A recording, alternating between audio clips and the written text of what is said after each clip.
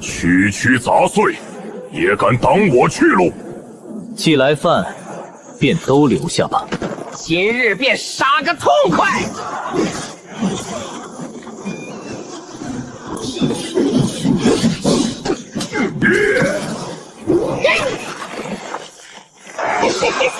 不堪一击的货色！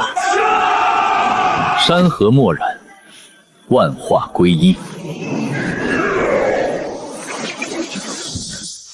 好戏开场了，在这方天地，你们动不了分毫。散！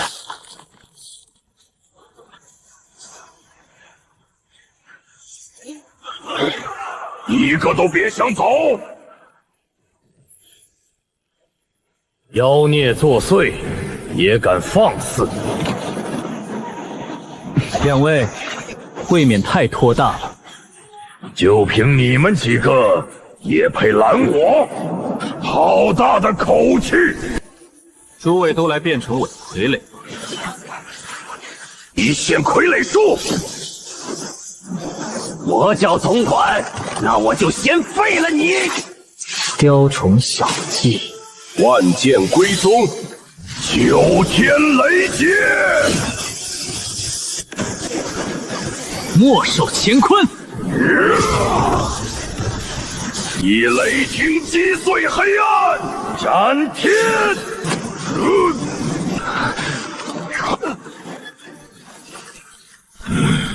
妈的，今天栽在这儿了！就这点能耐，也敢称尊？老子还没输！你们别得意太早。天诛剑狱，动我的人问过我了吗3条圣级上古魔龙竟然甘愿拉碾，这不可能！教主，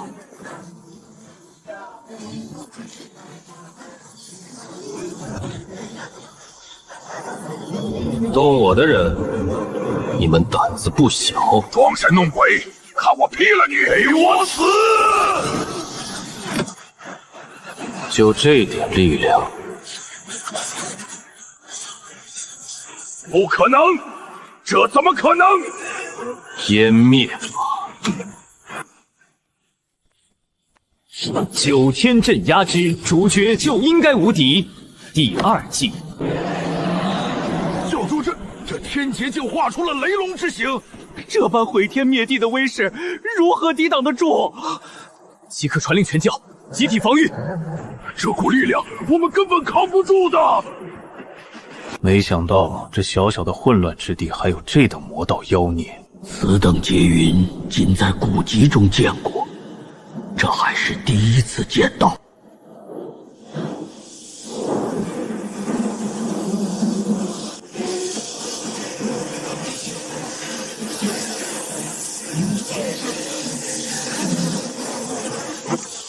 师傅，那雷劫怎么没了？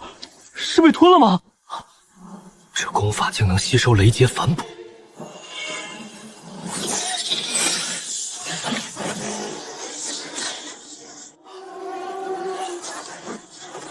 师傅渡39劫时可谓九死一生，可这魔教教主雷劫对他一点影响没有。真没意思，一点威力都没有。不渡了，你走吧。他竟要让雷劫自己走，这人怕不是被雷劈傻了吧？雷劫岂是能随意号令的？走快点，别墨迹。此人竟能号令雷劫，留在这里，迟早会惹上杀身之祸。刚才那是金口预言术，可那不是帝皇专属吗？他明明不修帝皇道，难道是更恐怖的功法？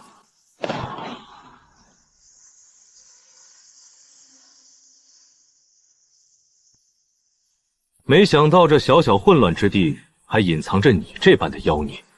本座也没想到，混乱之地会有你这样的强者。哈哈哈哈哈！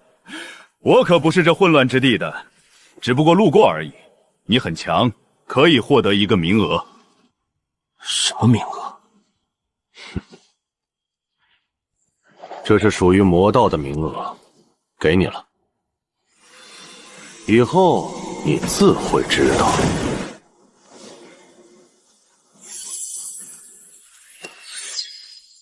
恭喜教主修为大增，天下无敌！恭喜教主修为大增，天下无敌！一言吓跑天劫，何等强悍！天劫都怕他，我们怎么抵抗？杨城主，你倒是拿个主意啊！我们到底该如何对待魔教？是降还是抵抗啊？怎会占领的这么快？本想回归宗家，可魔教没给我机会。你们认为应该如何应对啊？我看不如降了吧。现在魔教一统混乱之地，已经是势不可挡了。再说魔教教主还曾在半圣秘境救过我们，我们也不能忘恩负义的跟他作对啊。这些人早就想投降了，我若说反抗，他们会拿我当投名状。既然是这样，那就投降吧。这2天我杨城会正式给魔教递交投降书，你们到时候也一起吧。遵命，都听杨城主的。这下终于不用担惊受怕了。大哥，真的要投降魔教吗？当然不是，马上暗中召集所有族人，今晚我们就离开这阳城，去大武皇朝。那大哥刚才为什么要骗他们？哼，你真以为他们是来问我意见的？他们都是想拿我立功罢了。刚才我要说出抵抗到底的话，估计到不了今晚，他们就会带人攻打我阳城，割了我的人头献给魔教。杨家的人怎么全不见了？我看是怕魔教连夜逃走了。我听说魔教教主昨晚来把人全杀了。丁，恭喜宿主完成混乱之地一统任务，奖励派发中。人物：周琼，魔教教主，修为大罗6层，武功魔田经、苍穹生死手、神魔眼、吞天魔功第3层，魔炎。坐骑魔龙飞辇，宠物魔犬大白。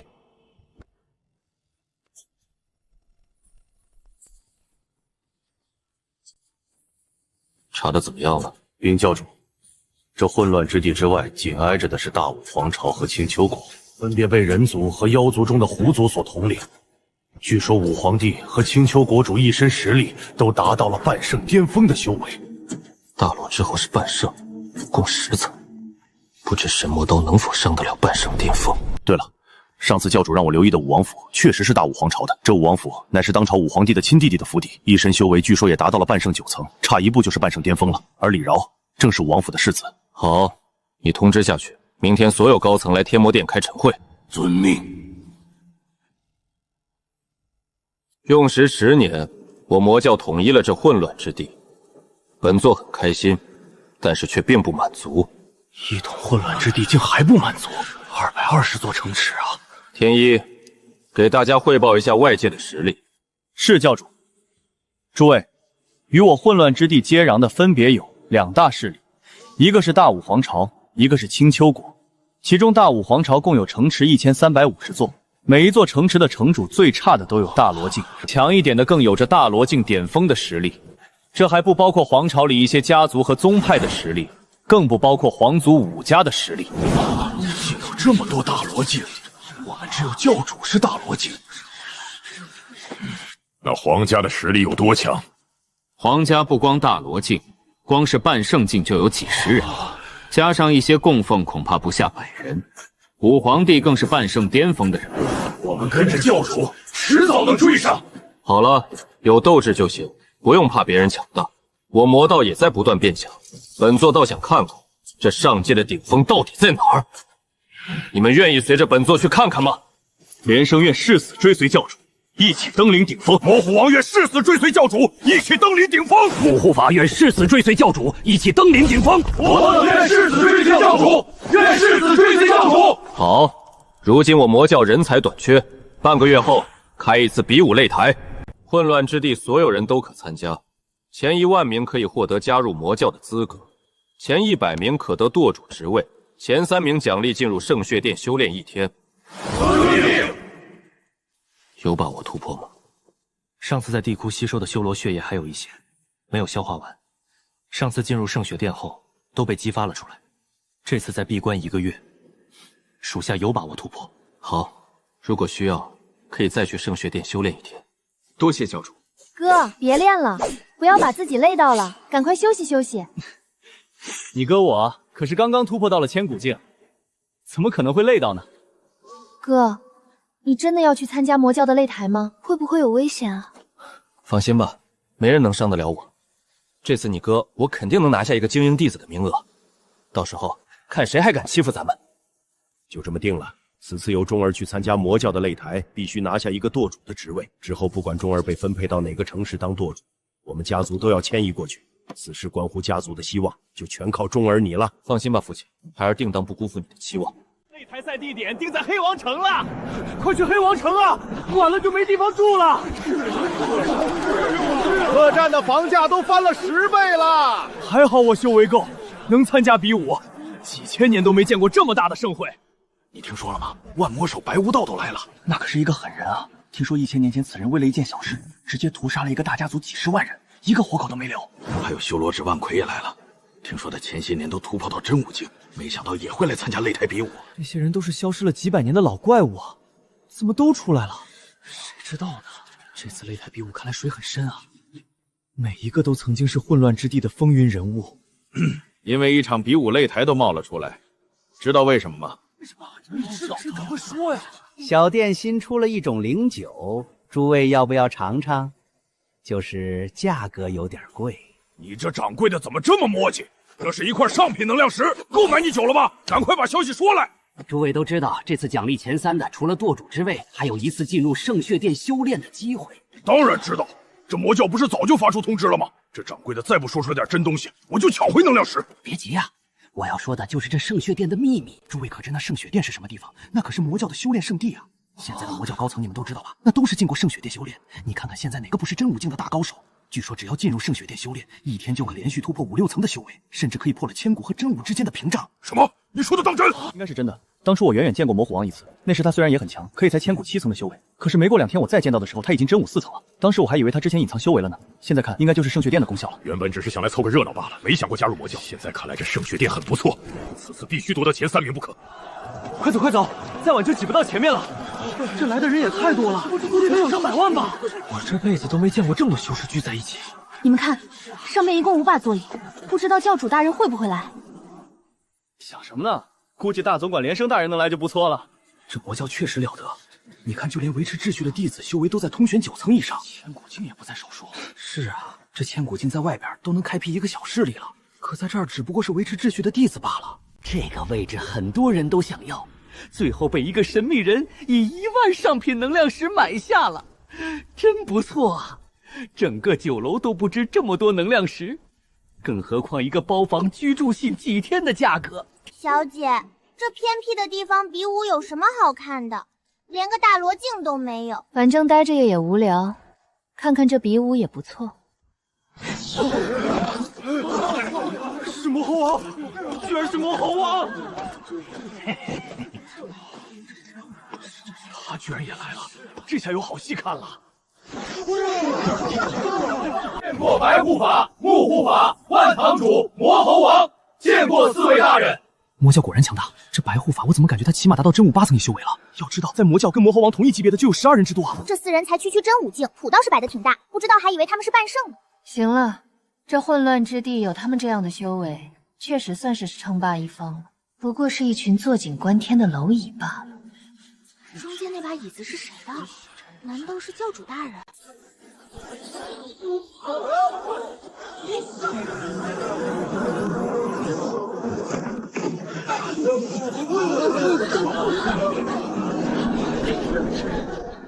这就是魔教教主吗？大罗修为，速度可以，霸气也不错，果然是个人物。见过大总管。居然不是教主，只是个大总管。也不错，也不错。能压服大总管这种人物，这魔教教主定然也非同一般。小姐，这魔教既然敢叫这个名字，会不会？不会，那等人物岂是他小小混之地可以接触到的？只不过是无知罢了。小姐，我看那些擂台都是新搭建的，用料也一般，一会儿比武的时候不会直接塌了吧？不知道这魔教在搞什么名堂？为什么不建造一些好的擂台？小姐，你说这擂台真会塌吗？粗制滥造，塌了也不奇怪。要是真塌了，岂不是丢大脸面？人生大人，刚才是大罗境修为，整个混乱之地除了周秋教主，几千年没人到大罗境了。魔教10几年前才从下界飞升啊，认识连生大人也不过是通玄境修为，加入魔教岂不是也能实力暴涨？教主手令，此地比武3天，擂台当坚不可摧，不受破坏。他扔那张纸做什么？都是什么东西？说教主让擂台不受破坏，这擂台可是我们亲手建的啊，绝对的粗制滥造，质量差得很。能扛住千古境就不错了，大罗境一击都没破坏，教主果然强大的可怕，无所不能。传说中的教主到底有多强啊？我一定要加入魔教。教主无敌，魔教无敌！今天一定要赢下名额。小姐，你怎么了？这手术的力量太过惊人。这手术很厉害吗？直接更改了区域法则，恐怕父王的金口预言术都没这效果吧。走，我们去会会那魔教教主，我倒要看看他到底有多厉害。小姐，国主召你速度回国，不可耽搁。魔教比武擂台赛正式开启，生死勿论。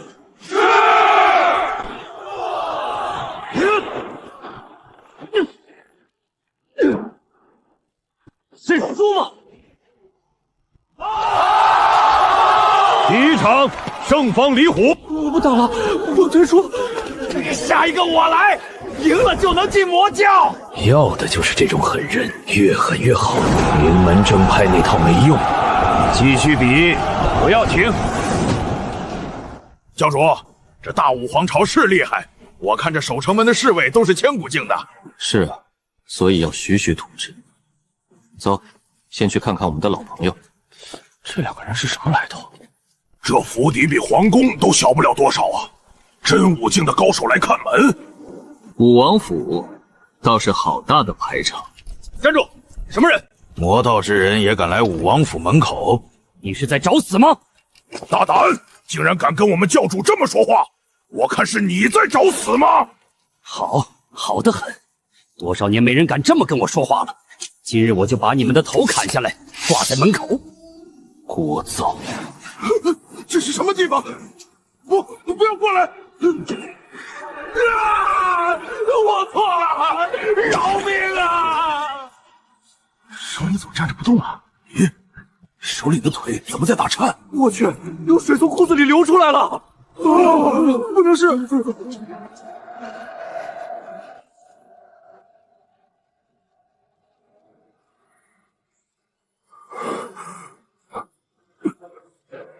周教主，你怎么来了？本座来看看李世子，现在却不想看了。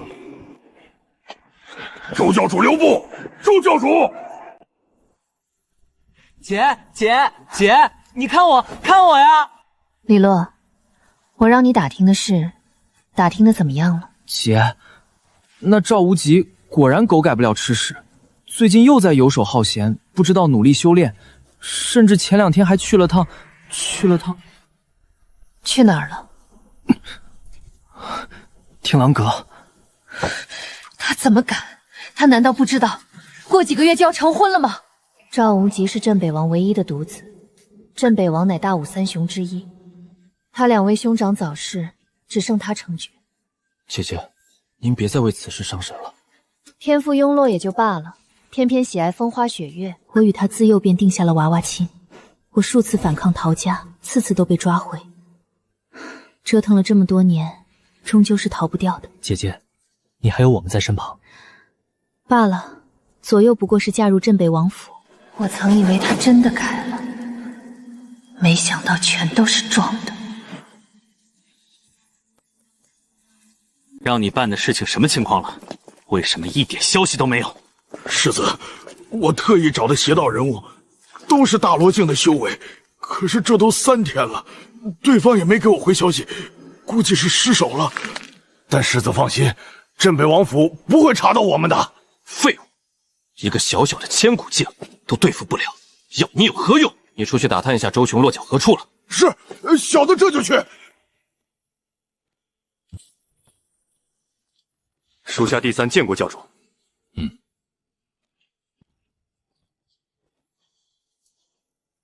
这皇城内情况如何？禀教主，皇城内关系很复杂。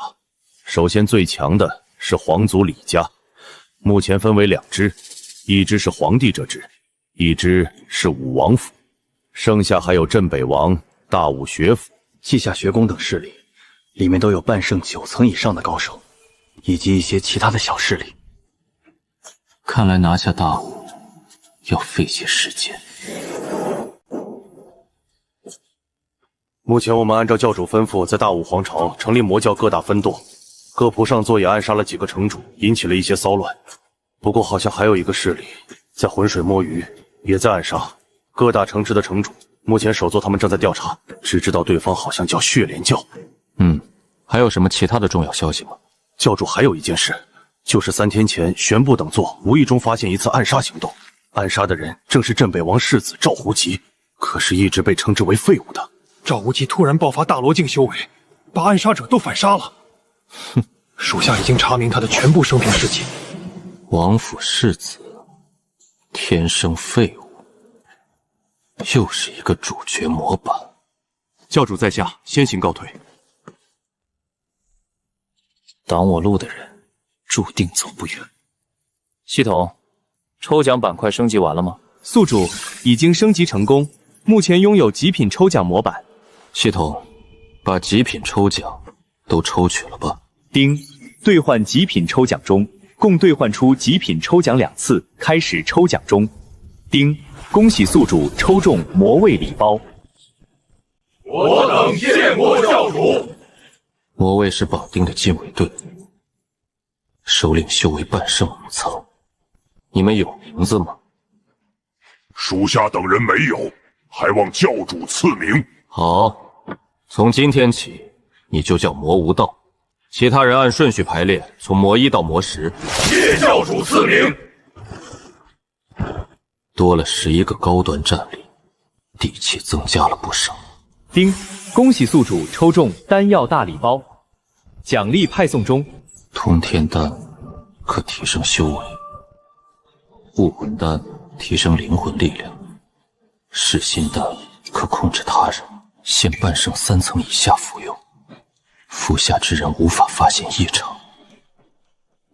老大，你看我给你带回来什么了？这可是能提升肉体强度的仙果，不多见。老大，你快吃了吧。你这是又刨谁家祖坟了？这不是容易吗？里面还没活人，拿了东西也不会有人追究，没麻烦，多好。是他嘴里吐出来的，下不去口。下回给本座带东西，用盒子装。不就带点口水吗？瞎讲究。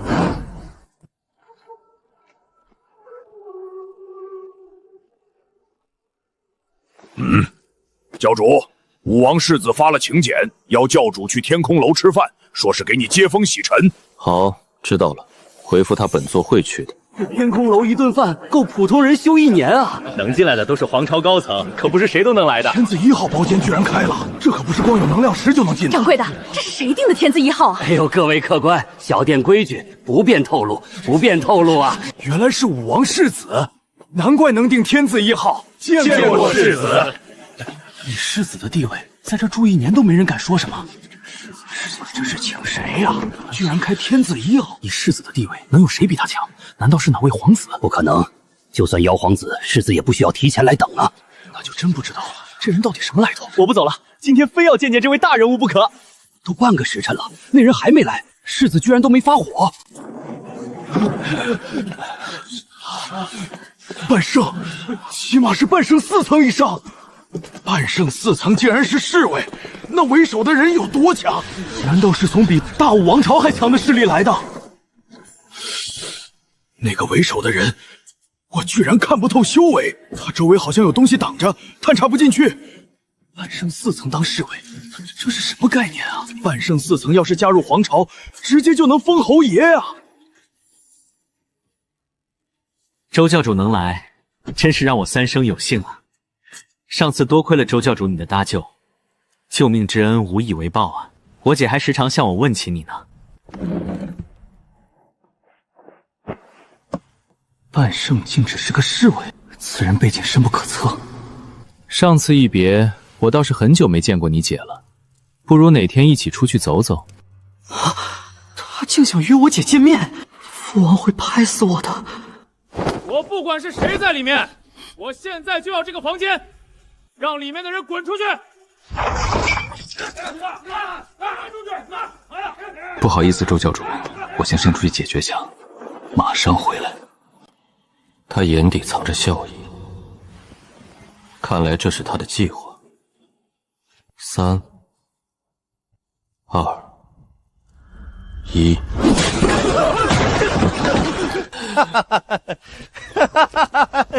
大舅子，你最近修炼的不行啊！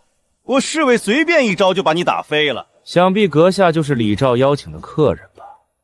本世子乃是镇北王世子赵无极。这个给你，去换个地方去吃饭。这镇北王世子果然和传说中的一样嚣张，连武王府世子都敢打。是啊，不过那个魔道之人可就惨了。也不一定，你忘了那人还有一个半圣境的护卫吗？那又如何？还能强得过镇北王吗？李洛想引我杀赵无极，他打得好算盘。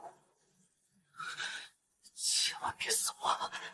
谁给你的胆子，敢这么跟本座说话？武道，去教训下他。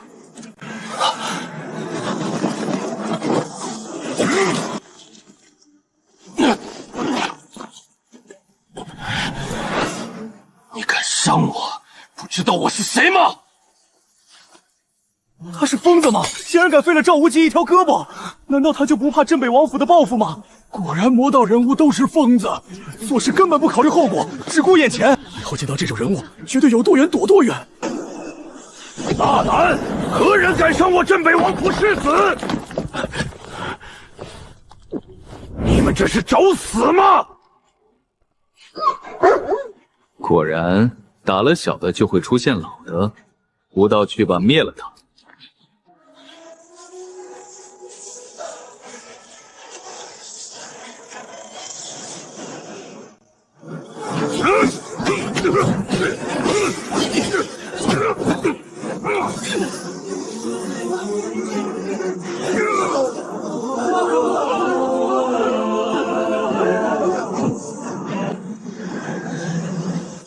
抢出魔龙！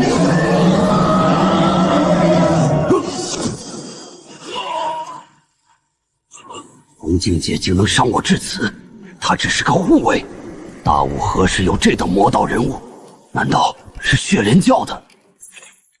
就凭这区区法相，也敢在我面前卖？今日便让你见识何为神魔之力！嚯！不堪一击的伎俩，也配拿出来现眼？怎么可能？我的法相就如此不堪一击？你很强，你一般。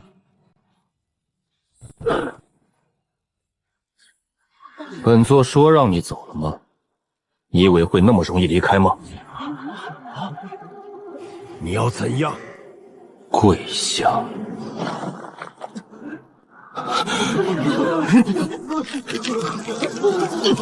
好好跪着，天黑之前不得起来。不管你是谁，我会让你付出代价的。镇北王已经来过了，甚至两人还交手了。虽然谁输谁赢我们不知道，但是看情况，周雄绝对没输，要不然他怎么敢让赵无极跪着？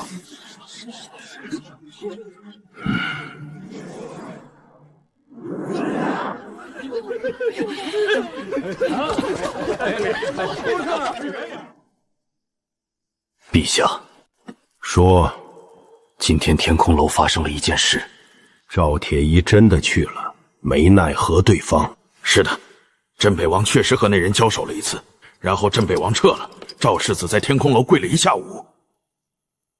去好好查一下血莲教，看看跟赵体系到底有没有关系。诺。赵铁一啊，赵铁一，你可不要让朕失望，好好接受联姻，多好。魔教难道真是那位的子弟？父亲，今天为何不出手拿下那人？此事还不到时候，而且为父也没有十足的把握。他的修为真的有这么强吗？不确定，但是他有一把刀，那刀的威力足以对我产生威胁。即使拿下他，为父也会受伤。可目前的情况，为父还不能受伤。先忍忍，等过段时间，为父定当为你做了他。好，我知道了，父亲。无极最近的状态太不对劲，1年前性格突然大变，当初还以为他是被夺舍了，各种检查都做了，确认没有异常。他是我最后一个儿子，绝不能出事。王爷，查清楚了，那人叫周琼，是从混乱之地走出来的，成立了魔教，目前已经把混乱之地一统了，修为不详。还有今天是武王世子特意把无极引过去的，估计是想借着周琼的手除了无极少爷。混乱之地偏僻，一统也不足为惧。敢叫魔教，莫非和那位有关系？不可能，两者差距太大了。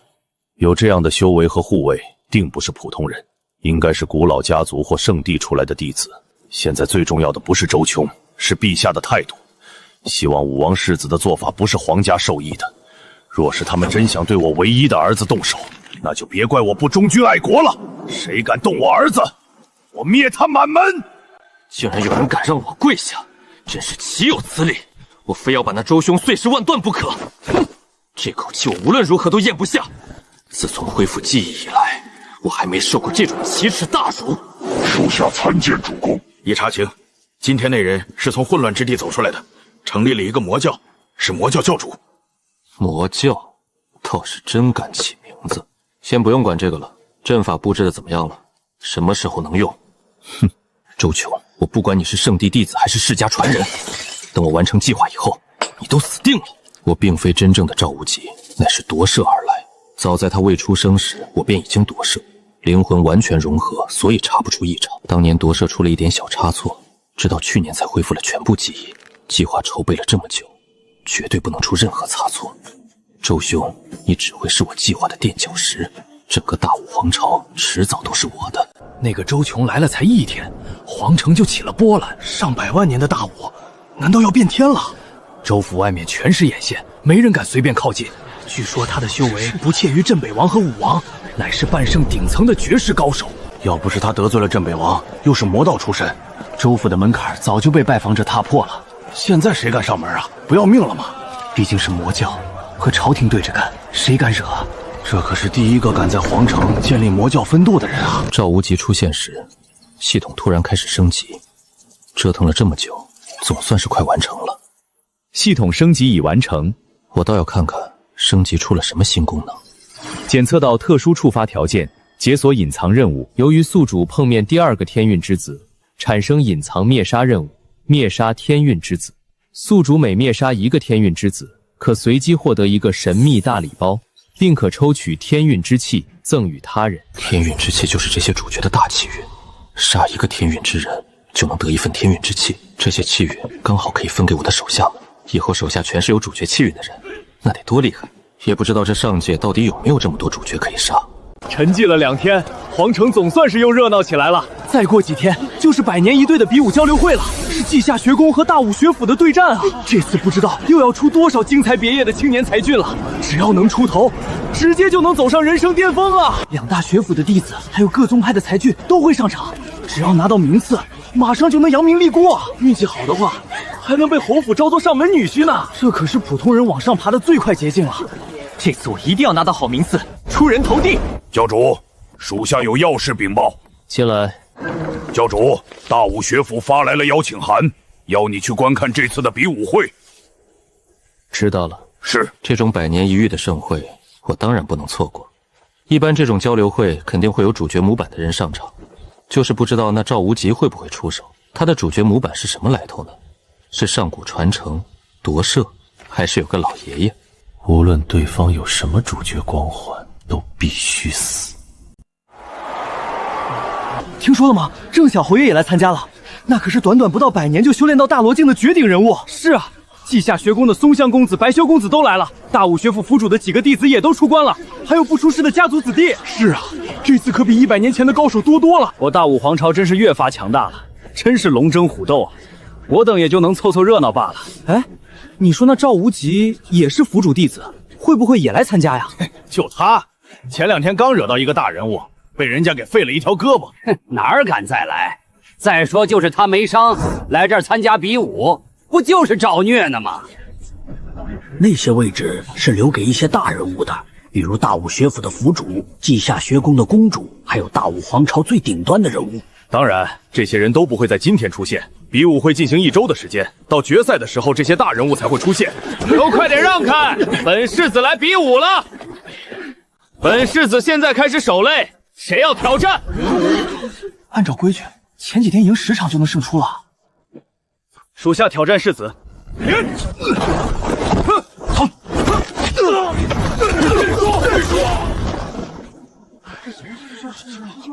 本公子今天晋级了，走了。这赵无极真是无耻透了，竟然用这种办法，他还要不要脸？那个大人物那天为什么不直接弄死他？我原本不想参加比武的，可沉寂了这么多年，也该爆发一下了，要不然都以为我只是个废物世子啊！看着吧，谁才是真正的赢家？这次胜出的才是真英雄啊！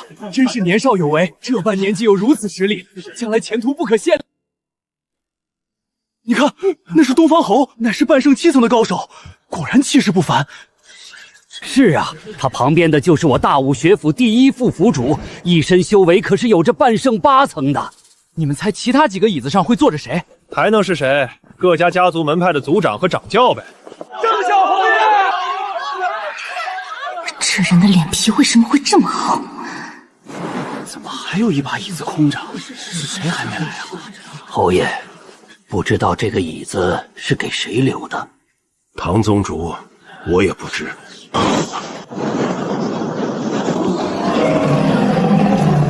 抽奖开出飞辇升级，魔龙晋升半圣1层。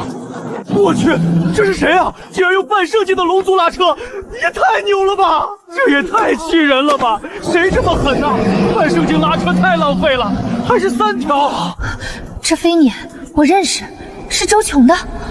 上回只有1条真武境的魔龙，怎么现在变成3条半圣境了？难道不是他？那条狗是周琼身边的那条，没错，就是他。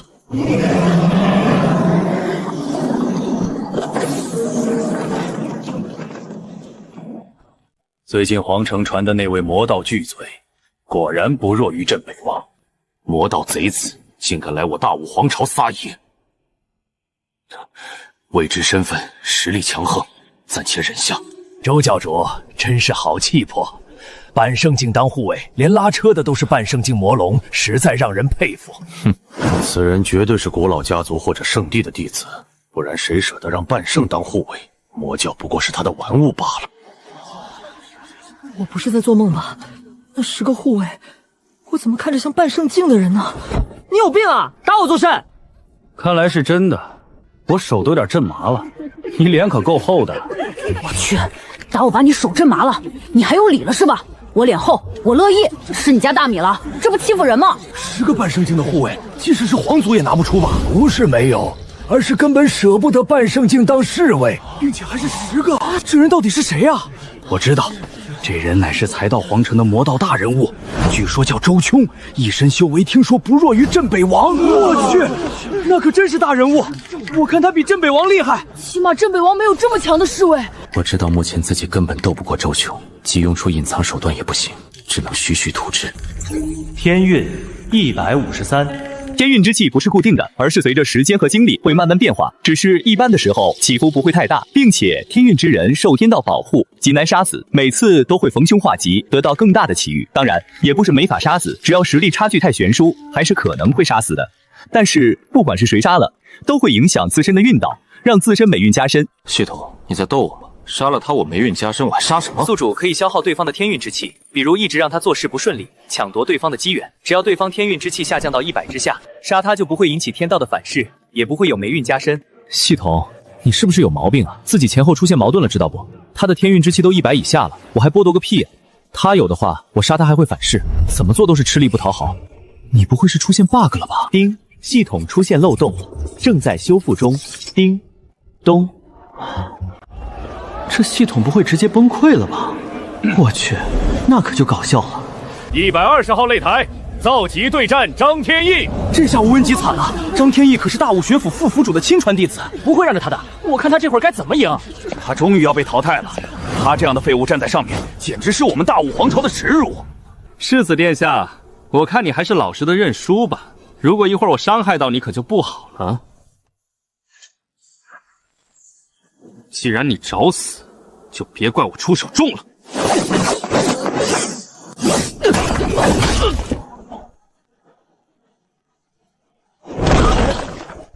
什么？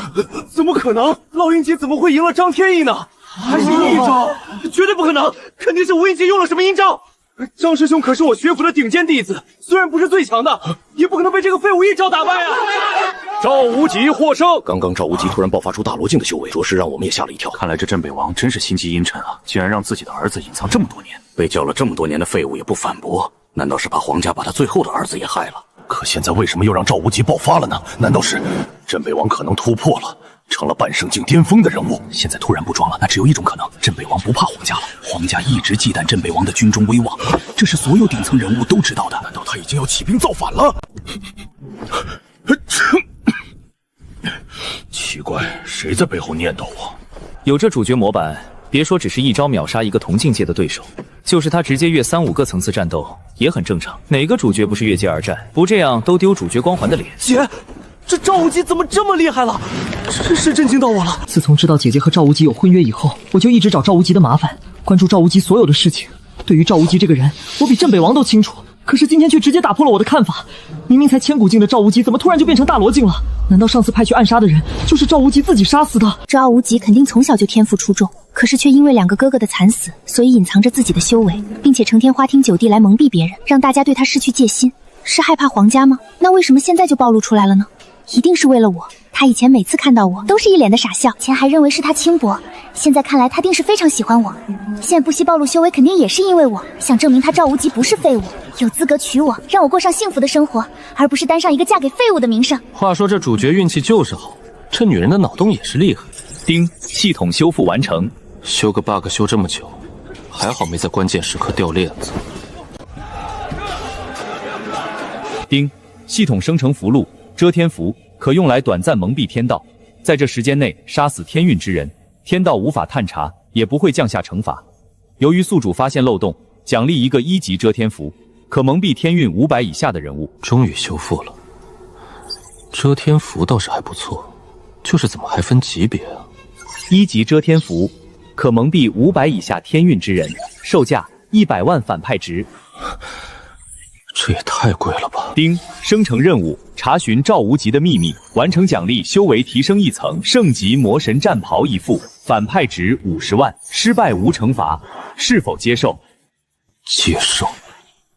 我就说嘛，镇北王的儿子怎么可能是废物呢？是呗，估计就是以前懒得出手，扮猪吃虎罢了。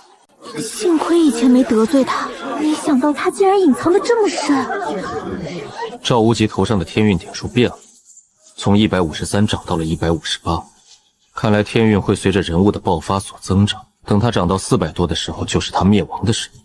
目前我的修为可没有别人认为的那么强。人物周兄周无敌，职位魔教教主，修为大罗8层，功法魔神经苍穹生死手，神魔眼，吞天魔功第3层，魔炎，兵器神魔环、神魔刀，坐骑魔龙飞辇，宠物魔犬大白。别人把我当半圣巅峰的人物，不过是因为神魔刀的气势罢了。可是神魔刀只能发出一击，之后就会恢复正常。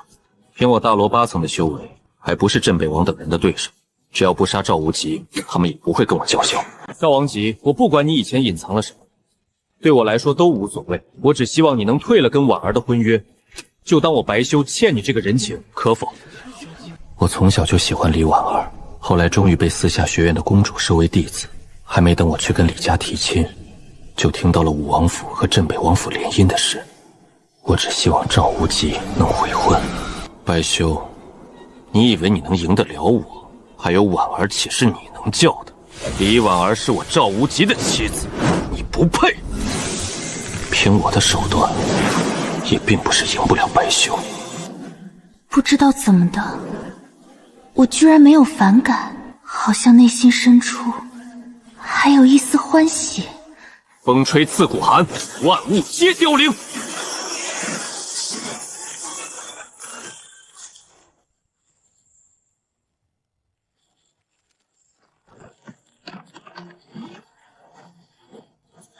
这儒家功法果然神奇，竟然隐隐有点克制魔道。看来这儒家以后不能留。万里不见人云散，一剑光寒19州。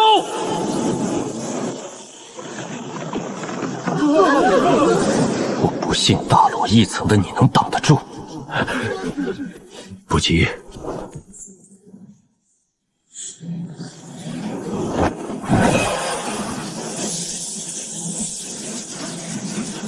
封天！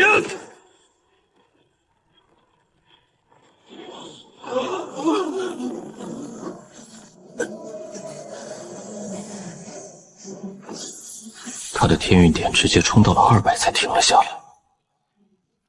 真的假的？刚打完就能突破？这赵金基难道是绝世天才？是啊，即使当初的镇北王也没有这样吧？难道赵家要再出一个镇北王了？就凭他现在，就可称之为妖孽一般的人物了。这奥龙吉果然人才也，镇北王有个好儿子了。我曾也是军中一员，镇北王与我是旧交好友，他的儿子如此厉害，真是令人欣喜啊！确实够隐忍，算是个人物。周教主，对这赵无极，阁下认为如何呢？扮猪吃虎，小道儿，注定成不了气候。废物一个罢了。等他长到400多的时候，就是他灭亡的时候。这侮辱，还不如直接骂我。怎么，你不服吗？周琼，你别欺人太甚！30年河东，30年河西，你可敢与我立下赌约？30年以后，在这大武皇朝，你我生死一战，你敢吗？这赵无极疯了不成？他难道不知道对方的实力吗？即使他修为提升的再快，也不可能30年就达到半圣顶峰啊！他这样不是在找死吗？之后肯定会后悔的。周教主大人大量，这镇北王世子是一时急糊涂了。这话难道是主角通用的？定30年，看来对自己不够有信心啊！周乔，难道你连接受我的挑战都不敢吗？跪下！不好！你就不能再停停？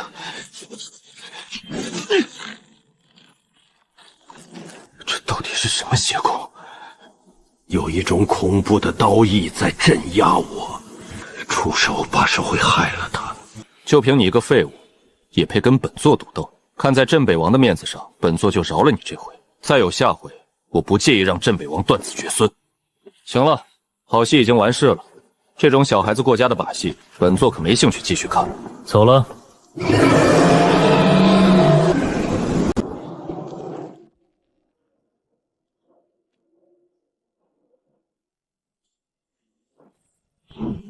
此次比武，我赵无极要当第一。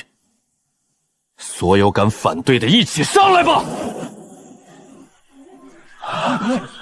赵无极，你别惹不起别人，就拿我们撒气，我童海来会会你！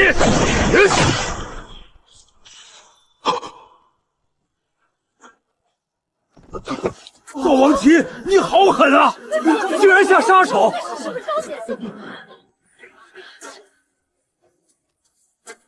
周兄，你等着，我不会让你好过的。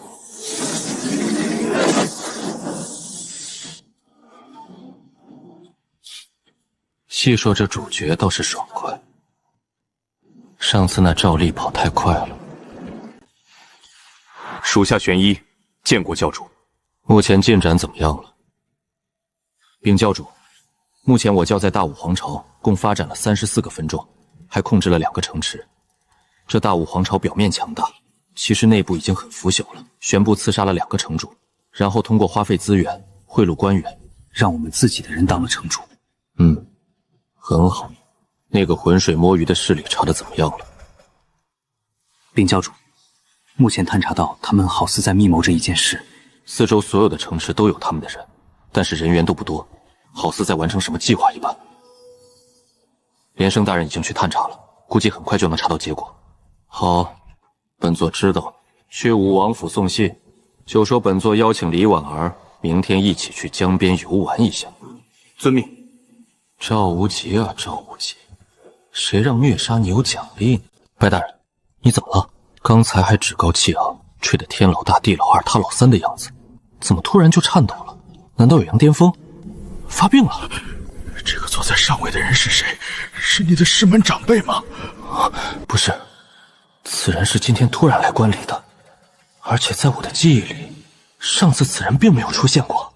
你万万不可招惹此人，如非必要，你最好不要参加这次大比了，直接退出吧。咱们离开这儿，有我白大人培养你，可比这什么天恒宗强多了。我乃山河图的器灵，山河图内有着时空法则，所以我对未来会有一定的预测能力。虽然不强，但是却能趋吉避凶。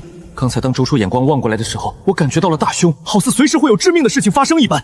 不行，此次比武我必须得参加。自己谋划了3年，好不容易才等到了现在，成功就在眼前了，我不可能离开。那好，你尽量不要引起此人的注意，他给我的感觉太恐怖了，也不知道这人怎么会来这破地方看比斗。好，无论如何，这辈子我绝对不能放弃木离。下一场精英弟子比斗，天恒宗罗通对阵万寿宗林月。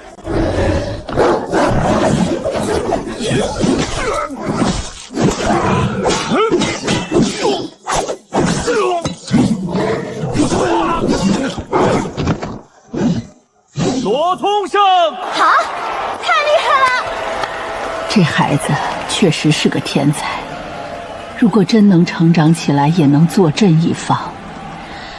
可是谁让他跟秦风生在了同一年代了呢？这罗通天赋真不错，以后定是天恒宗的大佬级人物。是啊，可得好好记住，以后不能得罪了。罗通师兄好帅啊，要是能嫁给他就好了。他看我了，他看我了！此人倒是天赋不错，我看他好似还隐藏着实力，就是不够果断。教主是打算收他入魔教吗？可此人作为正道人士还行，入魔道却是差得远了。他刚刚明明能更快地击败对手，可是他却怕把对手重伤，而选择浪费时间去攻击。这种性格入魔道，可能会被人吃骨头渣子都没了吧？收他入魔教也算是吧，不过不是收他的人，而是只要他的天运之气。刚才那是什么感觉？要不是看着下方的罗通每赢一场天运点就涨一点，我早就放弃等待了。这罗通一身修为展露，竟是真武7层，在咱们这种宗门，真武7层的弟子绝对是最顶级的一批。恭喜宋兄啊，你天恒宗再出一个绝世天才，真是令人羡慕啊！是啊，我看这罗通天赋绝佳，不次于秦风啊。你这天恒宗果然运道好。像罗通和秦风这样的弟子可是千年难遇，天赋好的弟子早就被更强大的势力提前招走，轮到我们的都是别人挑剩下的罢了。当然他们不要的一些小天才也会被下边的小势力小宗门当成宝贝培养，强者越来越强，弱者却难以发展。我对这个宗派近3年崛起的罗通也有印象，知道他乃是个人才，不过看来他一直有所隐藏。现在看他的状态，虽然距离秦风还差一点，却也不远了。原本我想到的是让宗门内长老收罗通为徒，以后等秦风当上掌门，可以成为他的一大助力。可是现在罗通确实有点威胁到了秦风的地位了。经过连续战斗，现已选出5名晋级弟子，分别是3大门派的种子选手和选拔出来的天恒宗罗通、孙浩。这届天恒宗确实人才辈出，孙浩也是近几年天恒宗崛起的人物，虽然不如罗通、秦风2人，但也称得上是天才，否则也进不了这决赛圈。一共5名弟子，天恒宗却占了3个。这10年大比不只是弟子之间的较量，也关乎这3派未来10年的资源分配。 5名弟子按规则抓阄配对，白燕手中圆球为空，本轮轮空。还好轮空了，我们怕天恒宗在抽签的时候做手脚，现在看来确实没有。3个人1/5的概率竟然没抽到，也是天恒宗运气差罢了。现在宣布对战名单：第1场秦风对战万寿宗弟子，第2场罗通对战孙浩，两方比武同时进行，大战即刻开始。得罪了。这孙浩怎么招招都下死手啊？他完全不顾及消耗，招招全力出手，完全一副滚刀肉的状态。虽然我能拿下孙浩，但他这样的状态必然会消耗我一些体力。可是接下来可能还会有2场比斗等着我，必须快速拿下孙浩，节省体力。哼，果然主角的路不可能顺利的，这不磨难来了。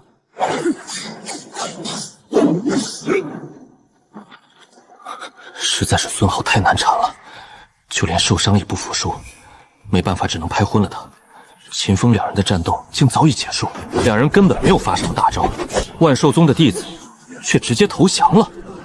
小子，我怎么感觉不太对劲啊？不对劲。虽然我跟孙浩没什么交情，可也没有仇恨吧？不至于让他这么拼命的阻拦我吧？到底是为什么呢？晋级3人开始第2轮抽签。秦风手里的圆球是空的，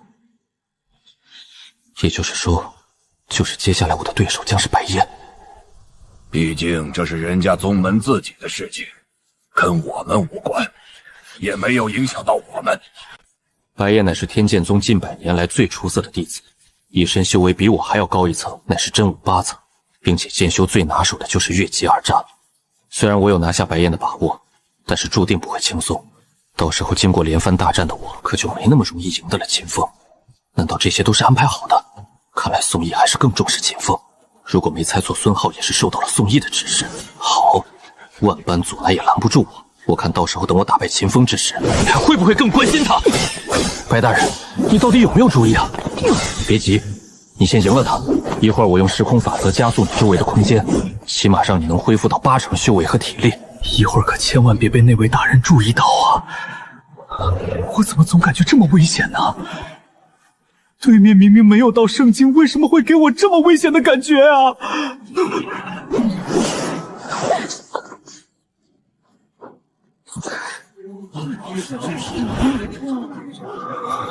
控制时间流速，好霸道的金手指，这发展起来绝对牛逼。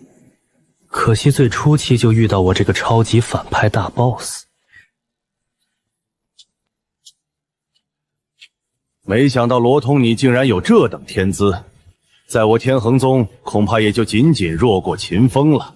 这样，我看你消耗巨大，接下来你2人的比斗就算了吧，都是我天恒宗弟子，没有这个必要。秦风，你乃是我天恒宗天资最好的弟子，今天本掌门就收你为亲传弟子，而罗通也可拜入刑法长老门下为徒。弟子拜见师。慢着，我还没同意呢，2人一唱一和的就要把事情定下来了，这要是完事，我不白重生了？玩呢？掌教，我要向秦风挑战，只有最强的人才能是我天恒宗的掌教弟子，这是老祖宗留下的规矩。现在看罗通的态度是根本不可能同意，甚至搬出了祖宗规矩。既然这样，那就打呗！我就不信体力耗耗严重的罗通会是秦风的对手。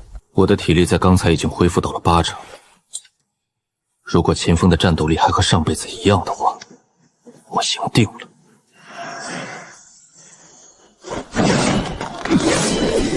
罗通竟然掌握了枪艺，这可是妖孽级别的天才才会掌握的。是啊，他怎么会枪艺的？难道我天恒宗也要出现绝世妖孽了吗？能在真武境修炼出意境的，都是绝世妖孽。这等人物只要不夭折，定能修炼到半圣境，甚至可能修炼到半圣高层。那时候我们3派和谐的状态可能就会改变了。我今天就要赢了秦风，让宋义知道谁才是天恒宗最强的弟子，也让穆长老知道谁能给他女儿真正的幸福。果然有压力才有动力。现在这罗彤天运点已经涨到了180多，看来需要给他加大压力呀。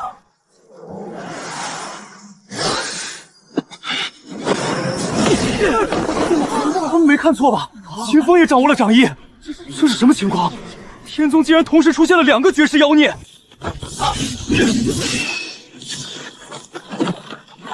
秦风竟然比上一世强那么多，2个人物境武者，凭借这2种意境，竟然打出了大罗境的威力。一往无前，冲天势！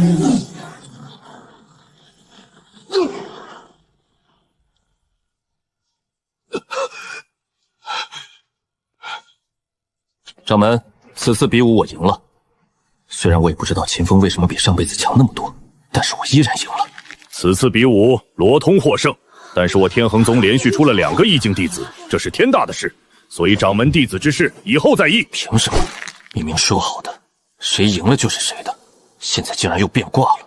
连续的事情发生，就连我们都看出了掌教是在针对罗通，不，也可能是特别重视秦风。可这也偏袒的太过分了吧？凭借着我重生的记忆，山河图的帮助，甚至天恒宗我都不看在眼里，只不过是想要争一口气罢了。现在要办的是另一件大事。穆长老，在下和穆离这几年来朝夕相处，互生情愫。我罗通求娶穆离为妻，我保证婚后定当护她一生一世。我生她生，我死她也生，还望穆老成全。哇，这罗通好帅啊！这么感动的话都说得出口，要是能对我说该多好啊！你和穆离不般配，还是不要想了。怎么回事？我都赢了秦风，成了第1天才，穆长老却还不同意我的提婚。母亲怎么会拒绝呢？这可比看小说有意思多了，纯真人演绎。他怎么站起来了？刚刚不是受伤了吗？在下秦风，自小便爱慕穆离师妹，但一直没有表白。可今日这情形，却无法不站出来。我也向穆长老提亲，迎娶穆离师妹，保证爱她一生一世，望穆长老成全。这穆离怎么有这么大的魅力？本小姐不是比他美上100倍？这2人怎么不向我提亲？真是没眼光！这女的也太不要脸了！快离远一点。秦风，你的优秀我是承认的，穆离嫁给你，我放心。什么？明明天赋最强的罗通提亲不同意，现在差一点的秦风你却同意了，有病吧？穆风雨，你到底什么意思？我明明跟母亲说过喜欢的是罗通。罗师弟，说话还请注意分寸。穆长老乃是我宗长老，也是我未来岳母，可不是你能随便叫的。你找死！重生归来，我岂能受这种耻辱？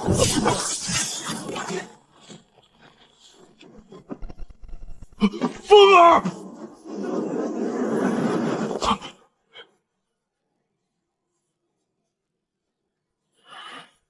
罗通，已经无缘无故杀害同门，你可知道这是什么罪名？他不是没死吗？我留了分寸的。还敢狡辩？我看你是心术不正，以后出去定当会祸害苍生。不好，快走！这宋义是全力出手，要杀你！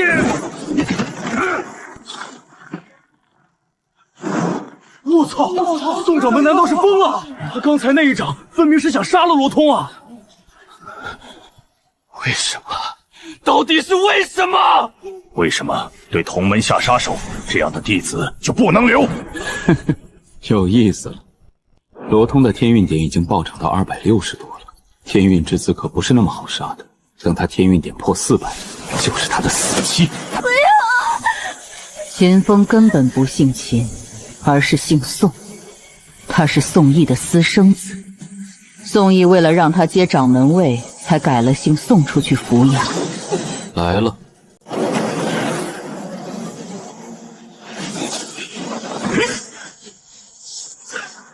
宋义，要不是看在你是掌门，刚才我就一掌打死你。见过太上长老。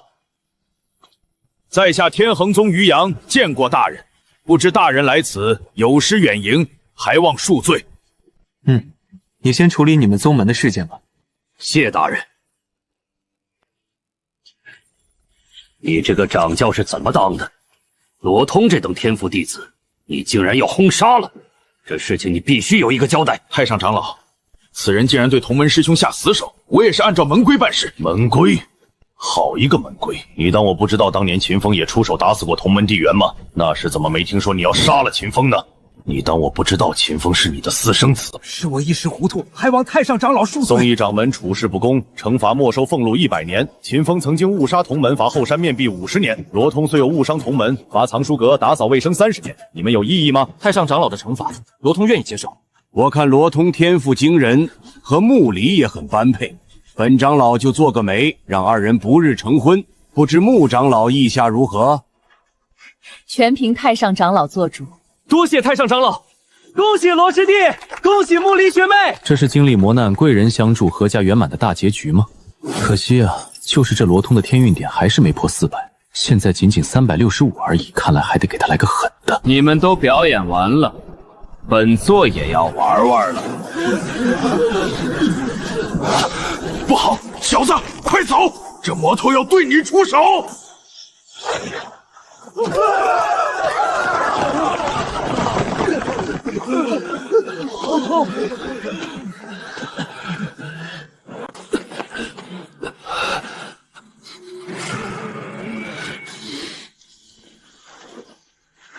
大人，为什么要攻击我等？本座感觉有趣，你有意见吗？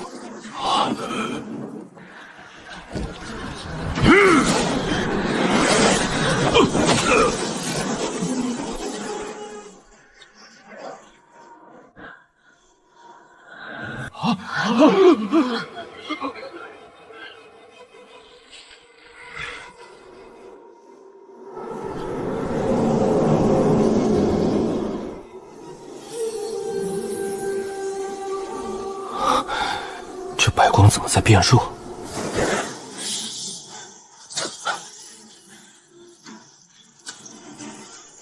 那是什么东西？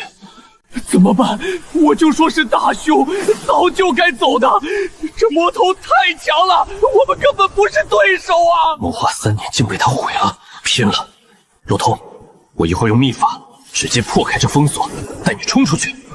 不过你以后一定要多找一些仙器来修补山河图，要不然山河图会崩溃的。不能离开，穆离还在广场上呢，必须把他也带走。我绝不能扔下穆离，就算死也要带他走。这魔头明显是针对你，现在你要出去就是死路一条。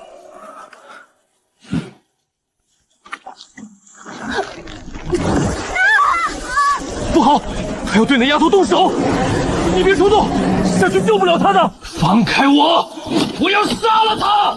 杀了他！罗通，你冷静下，你这么出去不但救不了他，你也会死的。我不管，我就是死也要和穆离死在一起。这辈子我不能再丢下他了。好，我帮你救他，你给我点费时间。白龙，谢谢你。等救了穆离，我们一起走。我用秘法让你和穆离交换位置，你必须马上捏碎玉符，就能回到山河图内。然后我带着山河图破开空间冲出去。周琼等人实力极强，换出穆离后，我恐怕没时间捏符。只要能救出穆离，任何代价我都愿意付。出其不意的话，成功率还是有的。就这么办了，快点吧。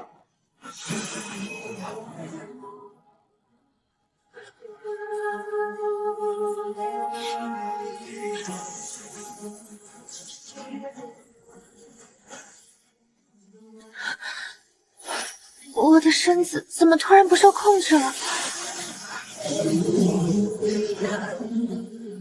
面前怎么不是那个邪恶的莲生？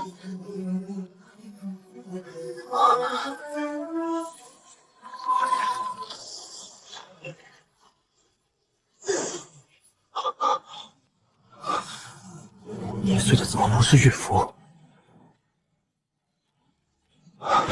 有意思，我们的计划被他发现了。白大人，快带穆离走！快！死斗友不死贫道，救出穆离已经够意思了。罗通，罗通，你怎么样了？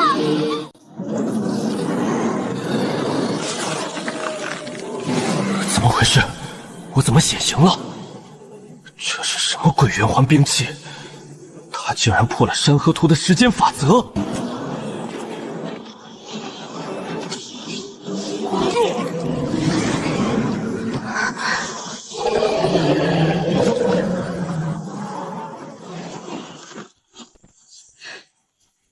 大人，饶了穆离吧！你要我做什么都行。你大爷的！好似我要逼良为娼似的。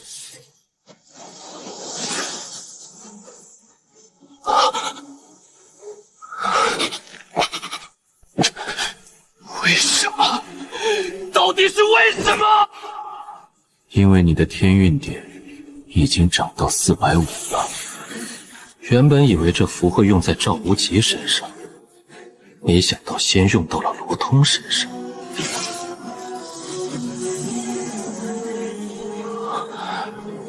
我好像失去了什么东西。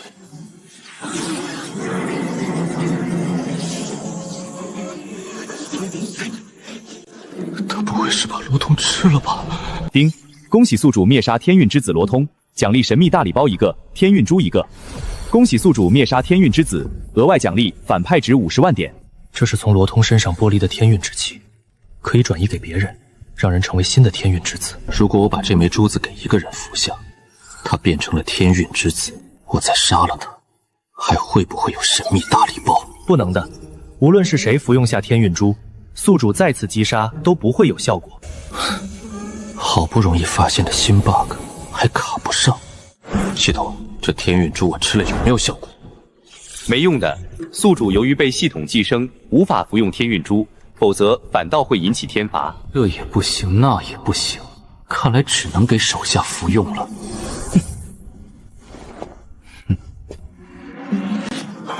他看我干什么？大雄之兆啊！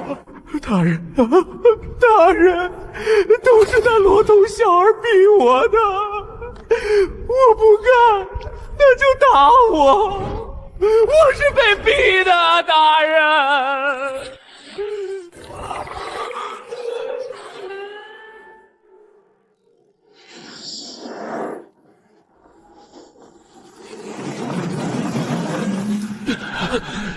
终于走了，整个天衡宗，我就是最强的了。以后将彻底以我为尊。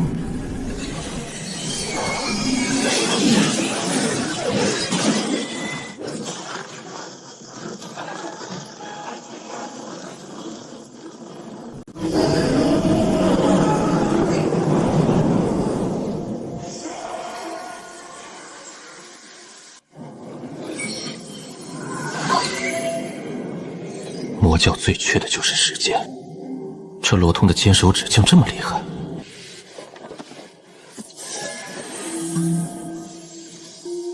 系统，礼包能开出什么？开出的物品是随机的，有可能是顶级的厉害物品，也可能是没用的普通物件。总之，十分神秘。丁，恭喜宿主开出圣境体验卡1个。丁，恭喜宿主开出聚香狗粮1袋。这张卡刚好能当底牌用。这聚香狗粮是什么东西？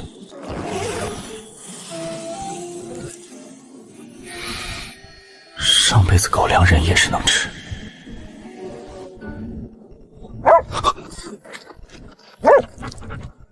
你最近表现不错，这狗粮是奖赏给你的，去边吃去吧。多谢老大，老大人对我实在太好了。如果有下辈子，还做你的狗。幸亏我手快，没被这傻狗看见。参见教主。有好处先给最亲近的人。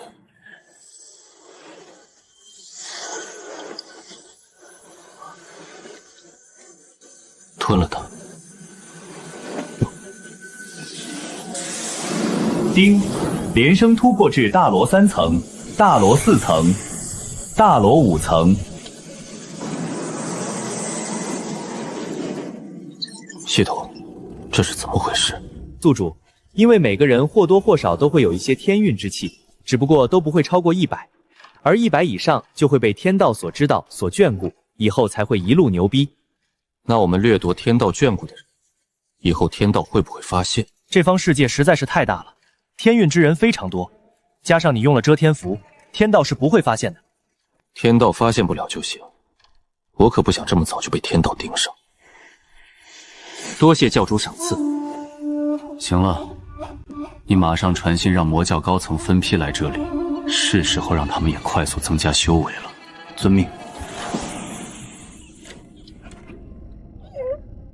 没了。真抠。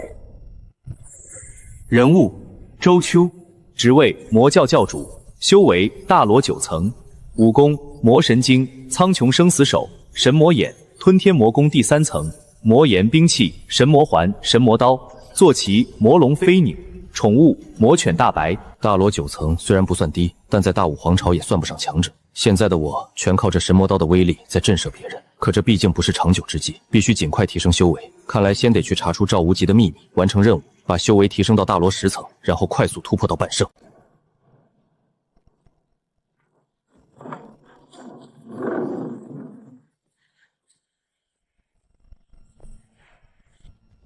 属下黄衣拜见教主。有什么最新消息吗？禀教主，这青阳城内血莲教的弟子遍地都是，已经确认这座城市就是他们的根据地。根据属下探听到的消息，对方好似要在下方布置一个大阵，规模特别的宏大。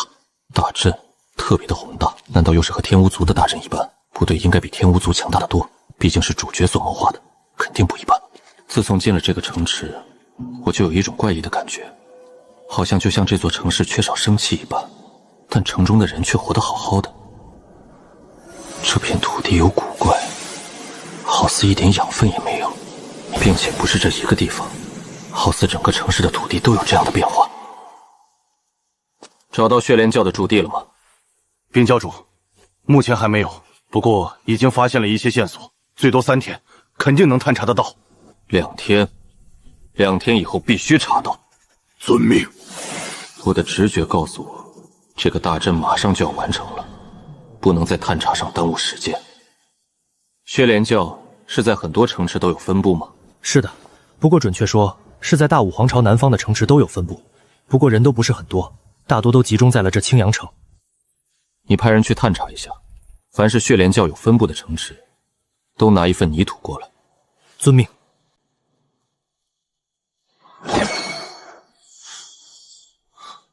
难道是……在我修炼的功法魔上边有一个远古秘法，也可以说是一个阵法，叫都天魔域阵。这个阵法的作用很奇特，它既不能起到攻击的作用，也没有防御的作用，但是它却能快速提升人的实力，并且没有后遗症。可布置阵法却有很多限制条件：一，阵法需要吸收地脉之气，而且越多越好；二，当阵法启动的时候，主城之内所有的生灵都会葬身在里面。其实如果只有这2条，我也要布置过。但是它还有一个更苛刻的条件，就是主阵之内需要一块天龙头骨。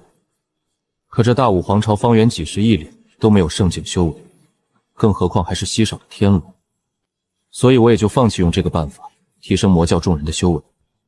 不过真是众里寻他千百步，得来全不费功夫。看情况，这血莲教就是布置的这个阵法，不管他是怎么得到天龙骨的，可这阵法的功效不能浪费，无论如何必须归属于魔教。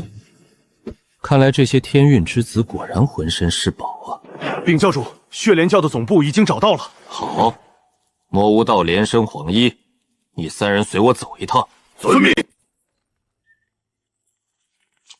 属下黄武见过教主。教主，我们探查到这个地下暗道通向整个青阳城阵法的核心，像这样的暗道，整个血莲教有10几个，并且看守之人1天1换岗。看来这阵法确实到了关键时刻，要不然血莲教没必要做这么严格的防护。青护法大人，这阵法真的有那么厉害吗？真能提升我们的修为？是啊，护法大人，我们可是耗费了1年的时间啊！虽然地气聚集过来了，可是现在阵法内却完全没有一点反应啊！你们懂什么？这是教主大人亲自安排布置的。其实你们能懂的，好好看着，阵法马上就要成功了，教主大人也要过来了。到时候我血莲教定当会前所未有的强大。是。现在还不是时候，大阵的最后一步才是扔天龙头骨，而此时天龙头骨很有可能不在这洞穴之内。如果我没猜错的话，应该在赵无极的手里。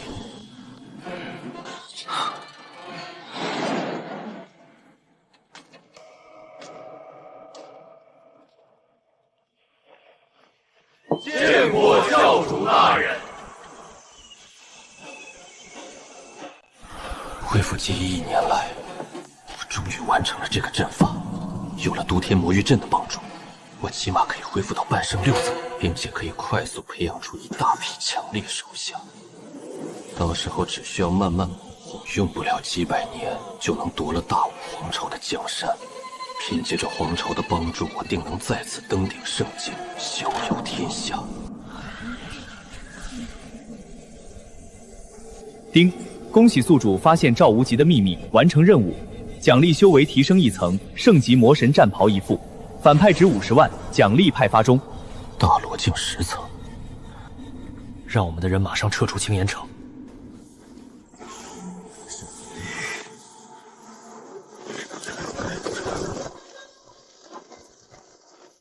禀教主，外边传来消息，说血莲教此时也正在驱逐城池内的生灵。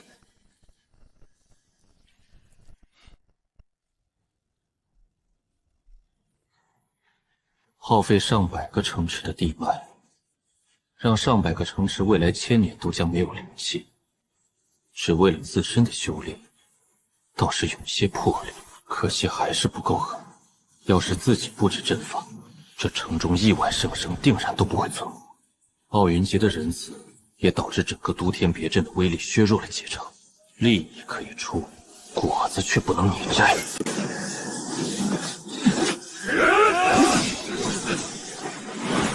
不好，有人埋伏！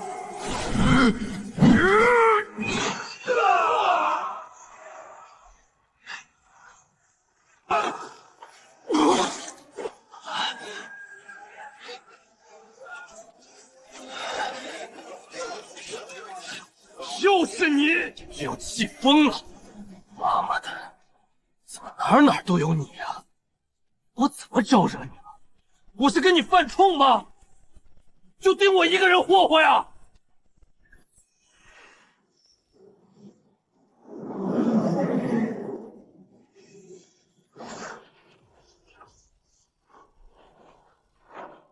周兄，我定要你不得好死！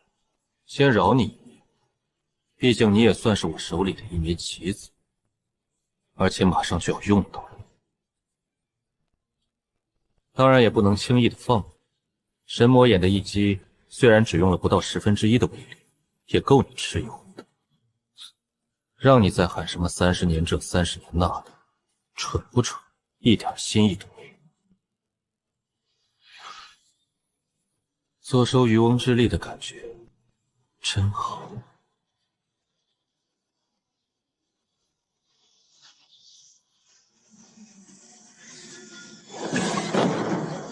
终于突破了。这次的劫运要比上次我度过的大罗劫强上100倍不止。以我目前炎的修炼程度，还不能直接控制住它，只能用别的办法渡了。定散。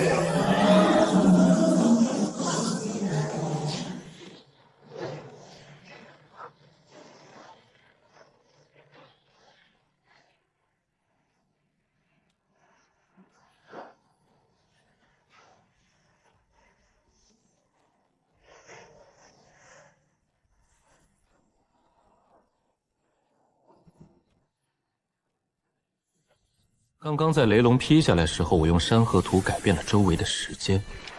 处在未来的我，雷龙又怎么能劈得到？不得不说，主角的金手指就是好用。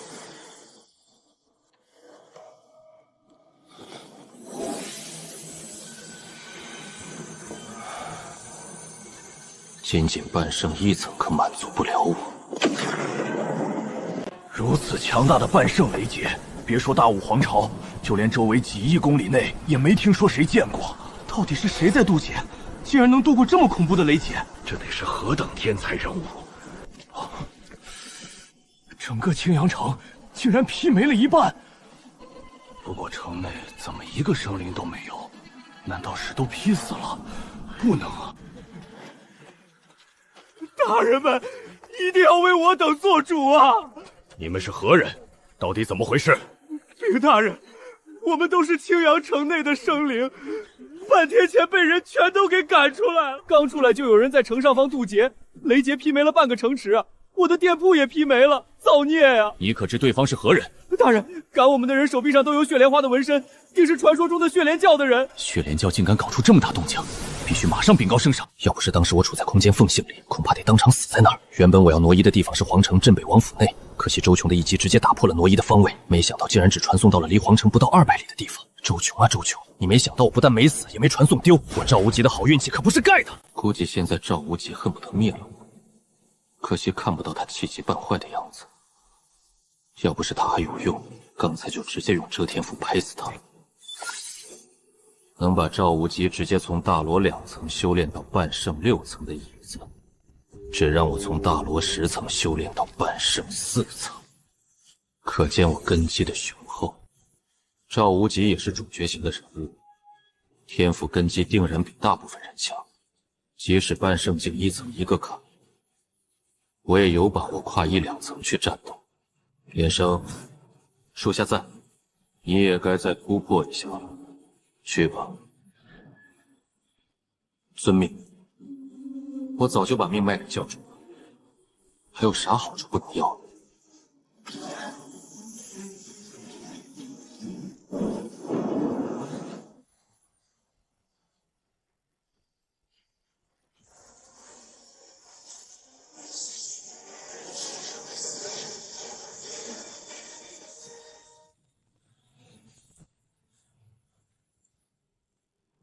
半圣1层，对于魔教大总管来说还是太弱。陛下，下方来报，说青阳城出现了血莲教的踪影，他们在城池内布置了一个阵法，吸收了不少的地脉之气，并且有一人在青阳城上方渡半圣劫，毁了半个城池。能确定这血莲教和镇北王有没有关系吗？目前还不能确定，不过镇北王世子赵国吉在2天前突然宣布闭关了，而昨天却有血莲教的人在青阳城上方渡半圣劫。那魔教教主最近有什么动作？禀陛下，那魔教教主出了皇城后，灭了一个初入半圣的小势力，之后就消失了。目前还没有别的消息传来。魔教先不用管了，你先派人去查一查赵无极是不是真的在闭关，还有密切关注镇北军的动态。遵旨。难道你真以为朕受伤了，就镇压不了你吗？早在几万年前，我和现在的武王、镇北王3人一起修炼，组建势力，共同打天下，用了几千年的时间，才打下了这偌大的大武皇朝。建国以后，我当了皇帝，封其他2人为武王和镇北王。要知道，大武皇朝一直到现在都只有这2个王爷，而武王还是我的亲弟弟，可想而知我对镇北王的信任，当然也是我对自己实力的信任。毕竟我是大武皇朝唯一一个半圣巅峰的存在，之后我很想把大武皇朝变成大武帝朝，可那就需要有人突破圣境，并且这个人只允许是我。300年前，我为了突破圣境去探险了一处秘地，可是那块地方竟然是块死地，机关众多，我9死1生的逃了出来，但是也因此受到了重伤。自从那以后，我看镇北王好似不是那么老实了，2个儿子也在小小的年龄就开始学习领兵打仗，并且天赋都强得可怕。没办法，我派人弄死了镇北王2个天赋出众的儿子。可大概几10年后，赵无极出生了，我就一直派人盯着赵无极，最后发现赵无极果然天赋不行的时候，才慢慢放下了戒心。不过还是把武王府李婉儿赐婚给他。我因念在当初的情谊，想通过联姻的方式和镇北王维持稳定。可最近赵无极的突然爆发，血莲教的诡异出现，让我再次起了疑心。王爷，这2天世子确实不在闭关，而是去了青山城，不过在今天又回来了。而青山城正是血莲教的大本营。去，派人把血莲教的所有余孽都杀了，一个不留。无极马上就要和武王府郡主联姻了，不可节外生枝。是。我没有异心，可是受伤的武皇帝却对我不放心，只希望奥林吉娶了李婉儿后，一切都会恢复正常吧。等我伤好之后，一定要让他付出代价。大护法，你说教主让我们来这儿做什么？难道这座山峰有什么秘密？我也不知，但教主让我们来自然有道理。魔虎王一会儿上去，你可以自己问问教主。不用，我就是好奇。好强的气势，居然是半圣境，这修为提升也太快了。不久前他还只是大罗2层，我一直把连胜当对手。前阵子拼命闭关修炼，总算最近也突破到了大罗1层，想着差距也不算太大了。可这是什么情况？大总管，你不会突破到半圣了吧？对，半圣4层，刚突破的。总管大人，你这是要起飞吗？连胜，你这是开挂了吗？我没再解释，也确实解释不明白。难道跟他们说我做了块椅子就突破了？就算说了，他们也不会相信。参见教主。这些高层的修为都有明显的提升，看来这段时间确实都在努力修炼，起码都已经到了真武境巅峰。他们的实力现在还帮不上什么忙，总得再给他们点提升的机遇。什么事都要我亲自解决的话，那这魔教还有什么存在的意义？你们的修为还是太低了，本座就再给你们个机遇，望尔等好生修炼，再次掉队者，后果自负。教主这话分明是说给魔虎王听的，就他真武9层，也太显眼了吧！都怪我就想着偷懒，教主只说我是特别重视我，看来我在教主心里很重要。这脑回路也是没谁了。他们飞升至今才不过几10年，换做旁人恐怕还没到千古境。只有魔虎王还卡在真武9层，白昊天的修炼速度还算不错。是时候给他们再加点助力了。这是本座为你们准备的修炼神器，里面可以加速时间的流逝，希望你们别让本座失望。属下等定当竭尽全力，不辜负教主希望。这就是山河图里面的世界吗？这地方也太开阔、太舒服了吧！前面那些小宫是干什么的？天空里怎么还盘旋着一条龙？恭迎诸位来到山河图内，本龙是这个山河图的器灵，也是至高无上教主大人最喜爱的宠物。教主不是只有大白一个宠物吗？这白龙该不会叫小黑吧？自从落入教主手里，我每天都提心吊胆。前2天教主终于给我派了任务，让我给他们开辟时间屋，加速修炼。这是不是说明教主不打算杀我了？教主简直就是我的再生父母啊！罗通是谁？能吃吗？这山河图内可加速时间10倍的流逝，而你们面前的这些小宫殿里面更是可以加速到20倍。20倍时间加速，这也太逆天了吧！这个椅子可就厉害了，这乃是至高无上的教主大人花费无数功夫建造而成的，里面集合了日月精华，灵宝无数。还有，反正就是牛儿就完了。坐上去，直接能提升好几层修为。连胜总管肯定是做了这把椅子，难怪他能一下子突破到半圣4层。我也有机会追上连胜的脚步了，我一定要努力修炼，不能再被落下。大家可以先选宫殿进入修炼。那把椅子就是连胜突破的关键，我一定要争取到坐椅子的资格，我绝对不能再被连胜落下太远。他应该是猜到椅子的作用了。接下来我要拼命修炼了，是时候安排下一步的计划了。出来，属下黄衣，见过教主。去派人调查一下镇北军的情况，顺便在镇北军内安插一些弟子，还有随时关注皇城内的情况。遵命。连生都没察觉到黄衣的动静，四部的实力还无人知晓，首座修为都在半圣境以上。怎么婚期又推后了？计划的时机快到了。不就是惹到了那什么老子赵丽吗？也没有真的伤害到他，凭什么驱逐我们？行了，那赵丽乃是圣帝的弟子，怨就怨我们这一支不争气罢了。现在小公主都被人家带去圣地修炼了，可见对方的能耐。唉，我们被国主驱逐也是无奈罢了。你说这混乱之地已经被一统了，还是被刚从下界飞升没多久的势力所占领的？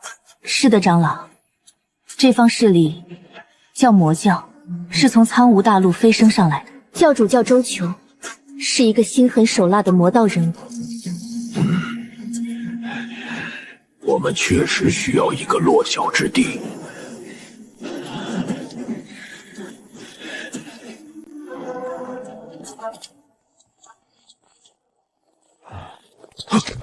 哎，不了酒。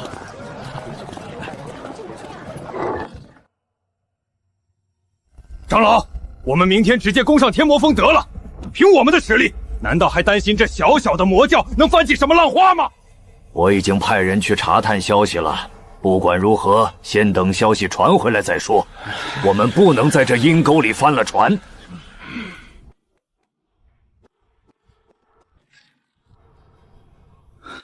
长老，打听清楚了，这魔教除了教主周琼，共有大罗境2人，分别是大总管连生和大护法白昊天，修为都在大罗1、2层左右，其余的高层大多都在真武境巅峰而已。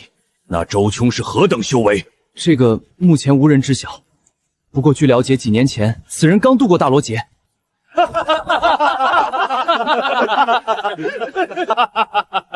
长老，我就说这小小的魔教不足为惧吧，不劳长老你费心，我明天就带人灭了天魔峰。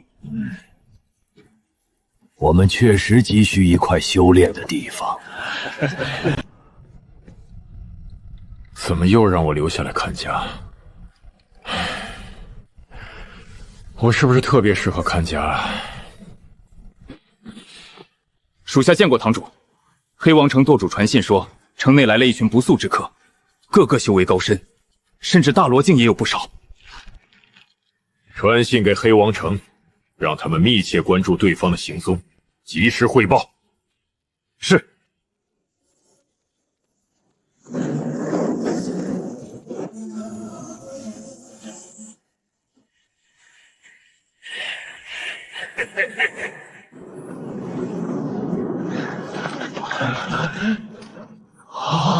尔等何人？不知道天魔峰100里之内，没经过许可不准踏入吗？此乃魔教的青龙堂堂主，算是高层之一了。叫你们魔教教主出来！就说我云湖一族看上了这天魔峰，如果他老实的臣服，还能给他留条封路，否则定让整个魔教片甲不留。这些人疯了不成？竟然敢挑衅魔教，还敢让魔教教主下来臣服，不会是吃错药了吧？我看他们是疯了，没见过魔教的狠辣手段，估计一会儿哭都找不着调。好像不是，我看这些人都挺厉害的，没准魔教真能被他们灭了呢，也算是好事。我刚才竟然敢说魔教的坏话！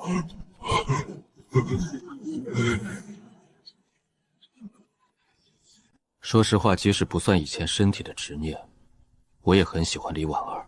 绝世的容貌，良好的天赋，深厚的背景，最主要通情达理，正是妻子的最佳选择。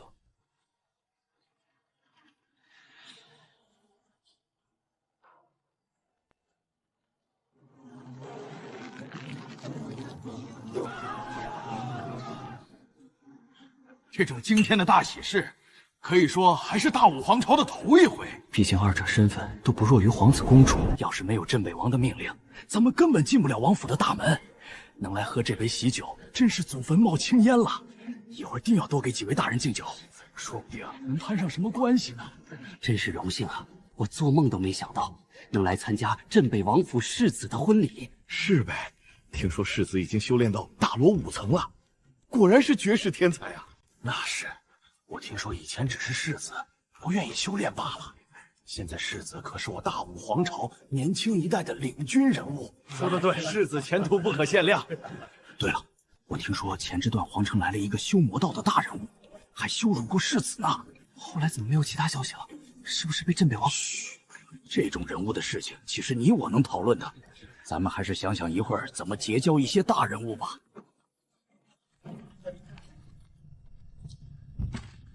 世子迎亲回来了！世子迎亲回来了！世子迎亲回来了！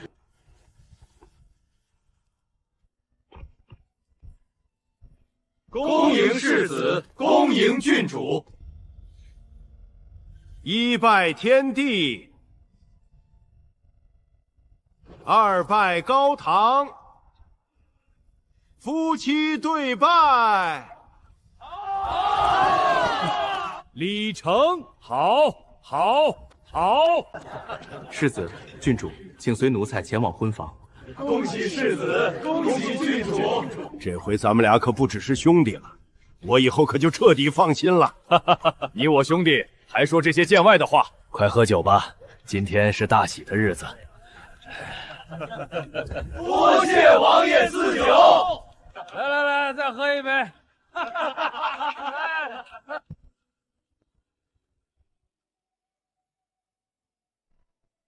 婉儿，从今天开始，你就是我赵无极的妻子了。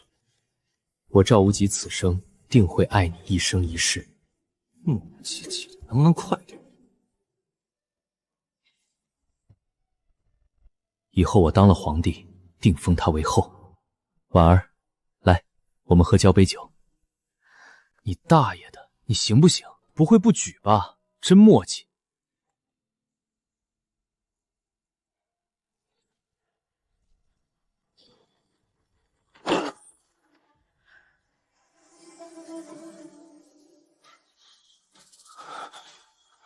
为什么？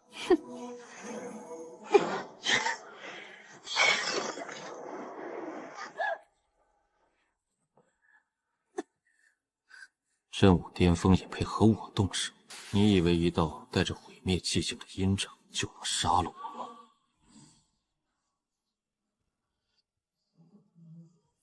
是谁让你这么做的？早年我天赋平庸，他们全都看不起我，时常在背地里讥讽我。唯有李婉儿，从未用异样眼光看待我。敢刺我，该死！杀了他会两府决裂。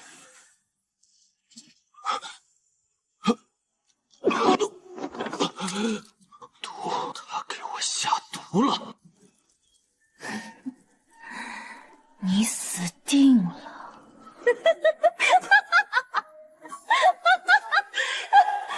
你这个贱人！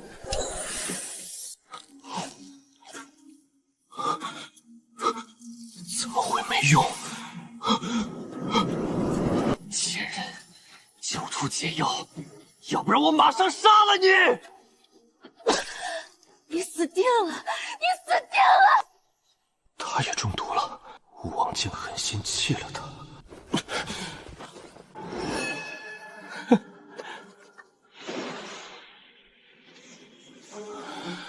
我赵无极怎么会那么轻易死亡？凭你个贱人就想杀了我，做梦！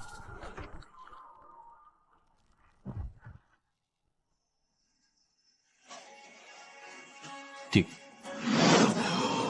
每次听到他的声音都倒霉，这次我死定了。天云之子命还挺硬。我的解药还给我。这木雕还有别的秘密，还是按计划来，让他中毒身亡。老老实实的去死吧。你不是第一个，也不会是最后一个。能死在本座手里，算你这辈子的福分。丁，任务完成。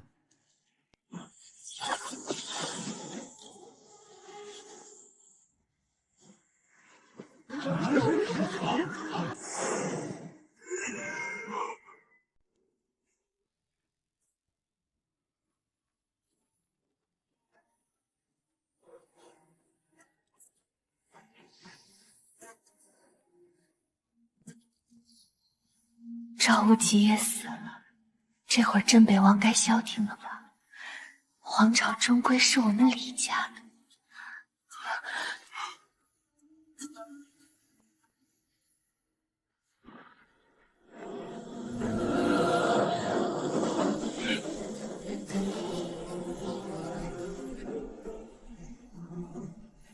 为什么？到底是为什么？我2个儿子都死了，现在就剩下无极1个了，你们怎么还不放心？难道是皇兄吩咐的？他竟连婉儿都舍得牺牲。铁一兄，这件事情有蹊跷，很可能是有人故意挑起矛盾。我等一定要先查明，再做决断。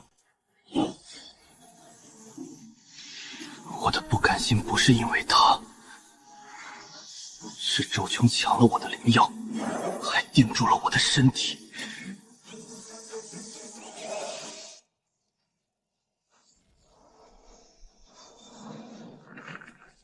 李渊，这么多年我都没发现你真够绝情的，为了杀我儿子，连自己的女儿都不要了。那你也为我儿子偿命吧！铁一兄，这事肯定不是你想的那样。李婉儿也是我唯一的女儿，我怎么会让自己女儿赴死呢？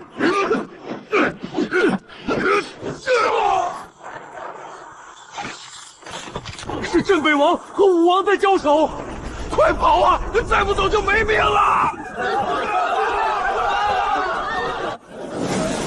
天啊，这是多大的仇啊！刚联姻就打起来了，这什么情况啊？镇北王怎么和武王打起来了？不会是切磋吧？切磋？你见过谁家切磋？直接把自家王府都轰塌的。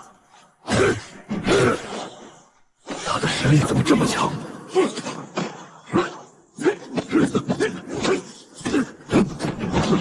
我竟然不是他的对手。铁一兄隐藏的挺深啊，看来我那哥哥防着你果然有道理。赵铁一的实力竟然这么强，若是不出手的话，李渊可能会死在这儿。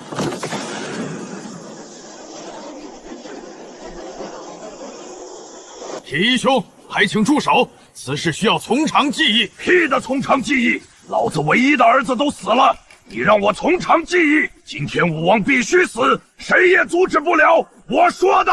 看来是我赵铁一太长时间没动手了，都以为我是好拿捏的呢。今天我倒要看看你们有什么本事能阻止我。横行天下。将军百战穿军甲，不破对方终不还。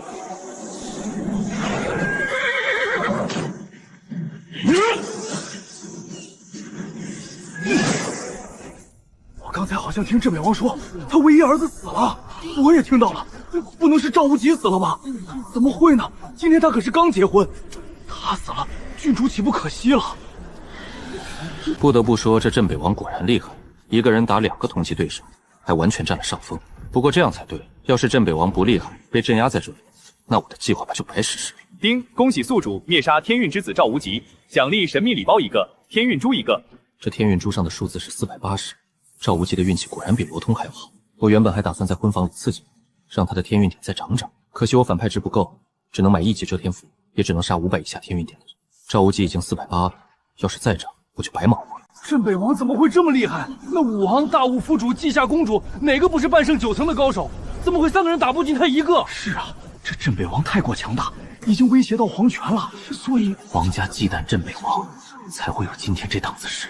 镇北王的镇北军是大武最精锐的兵马，里面高手如云，只听他一人号令，算得上他的私军。虽是强者为尊的世界，可军阵威力依旧恐怖。由100万武者组成的军阵，就连半圣也要暂退锋芒。镇北军足有3000万，全是精锐，他要是造反，大武都要受威胁。即使能平定，也会伤筋动骨，连皇朝都守不住。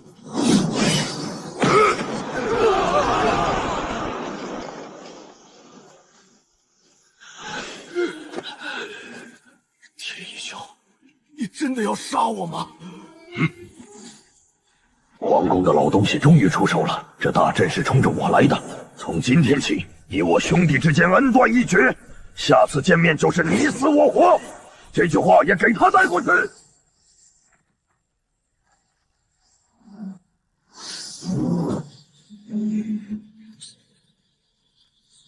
没想到赵铁一的实力已经强到这种程度，仅仅释放气势惊走他，就牵动了我的旧伤。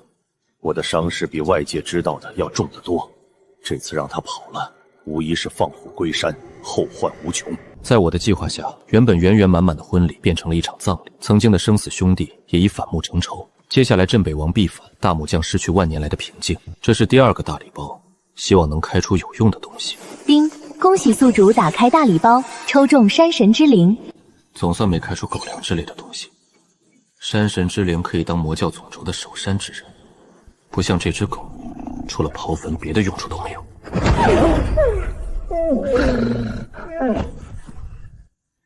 巨魔阵法为军阵，由军队组成军阵，形成魔神，可提升军阵10倍实力，战斗越多，战士越强。以前这阵法对我没用，现在刚好能用上。魔教也是时候拥有自己的军队了。天运珠的归属，我也有了人选。这谁啊？3条魔龙拉车，这么装13，也太招摇了吧！我看刚刚茶楼坐着的荒山城副舵头都拱手低头了。我这小徒弟刚从下边飞升上来，不懂事儿，还望大家帮着保密。师傅，你这是怎么了？我也没说啥呀。你都千古境了，至于这么怕吗？我的小祖宗啊！你不知道你今天说的是谁吗？这种话你私下说说就行了，怎么敢在大庭广众之下说呢？谁啊？你说还有谁仅仅是座驾飞行，就能让咱们城池副舵主站起来拱手行礼？我怎么就没想到呢？飞升上来就一直听魔教的传说，说他们几10年就一统混乱之地，教主就是最大的魔头。听说他杀人如麻，一顿吃好几个小孩呢。师傅，他那种大人物不会理会我吧？当然不会，别说那位了，就是副舵主大人也不会理会你我这样的小人物。可还有别人呢，这城池我们是不能待了，咱们俩立马搬去别的城市。以魔教的地位，肯定有不少人等着巴结，会有人拿我的头颅当踢门弦。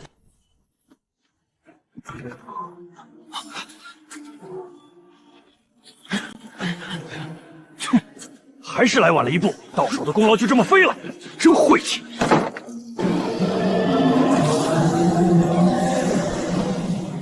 恭迎教主回归总段！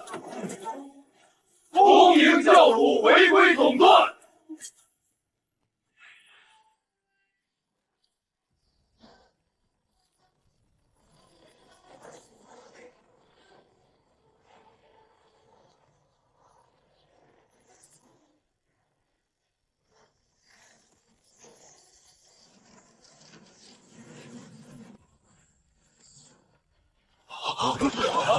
小的山神见过主人。目前山神是这魔教中修为最高的人，已经半圣7层，不是半圣8层。系统不是说他在半圣7层吗？主人，我融合天魔峰之后，修为有所进步。好，从今天开始，你名巨灵，乃本座天魔峰守护之神。任何胆敢打扰天魔峰者，杀无赦。巨灵多谢主人赐名，应当誓死守卫天魔峰。经过山河图修炼以后，魔教确实变成了一方庞大的势力，起码说得上是半圣级别了，高层也称得上一方诸侯了。但这都不够。这2年魔教一直在休养生息，该到动手的时候了。本座决定，魔教新立一方，名为战堂，招收军队，设令魔兵100万。魔悟道暂时任命战堂堂主，其他几堂各派遣1/10精英弟子加入战堂。本座给你3个月的时间，3个月后，本座要看到100万魔兵。属下领命。这是巨魔阵法，以后将是战堂魔兵修炼之法。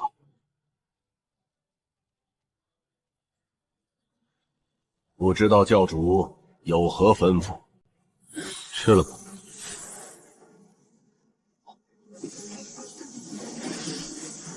吞了天运珠，他的气势该开始暴涨了。吞了天运珠，他的气势开始暴涨了。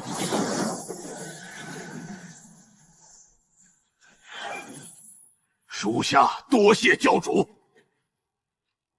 你去帮魔巫道招兵去吧，马上我魔教就将再次挥兵北上，进攻大武皇朝了。遵命。这白昊天果然天赋惊人，加上天运珠，他的天运鼎赫然达到了570。这是从赵无极手里抢来的木雕，我也有了一丝猜测，但还需要确认一下。这空间里全是雾，什么都没有。都这么久了，难道真的什么都没有？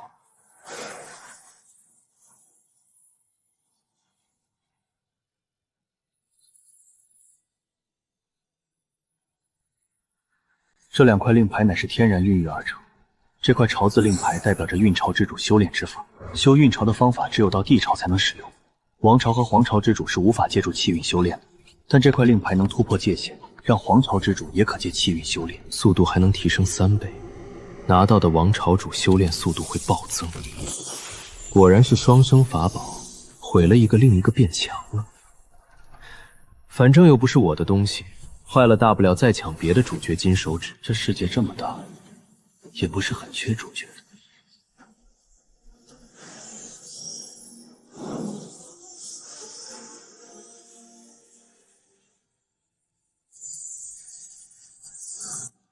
我的身世附身在下界魔教教主的石像上。从今天开始，你正式加入魔教。你们眼前的人就是我魔教至尊掌教大人，也是尔等要效忠的对象。今后你们飞升上界，也要为掌教大人鞠躬尽瘁。我等誓死效忠教主大人！我等誓死效忠教主大人！你们做什么？宣誓竟然敢停顿，知道该当何罪吗？教主石像在发光，紫袍大人，教主石像在发光。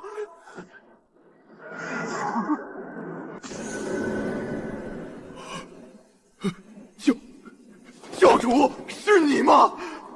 本座周兄，神识巡游诸天，正好来看看这里。神识巡游诸天，教主竟如此神通！属下苍梧大陆魔教一级管事牧童参见教主。此人是武帝巅峰，当是下界主事。李长生此前便与我提过，你不错，好好守护魔教，也尽快修炼。上界很大，魔教在上界也很大，不要在下界浪费太多时间。多谢教主点拨。这是本座的宠物神兽魔犬大白，本座走了，望尔等好生修炼，本座在上界等着你们。恭送教主大人！恭送教主大人！上界魔教仍在，我等飞升有望。听说了吗？魔教教主现身了！有了这木雕，修炼速度会更快，可修运潮道与自身的。抢来的金手指，用起来就是爽。身为顶级反派，只杀主角怎么够？要征服天下，让所有人敬畏臣服。反派之大者，灭教灭国灭天下。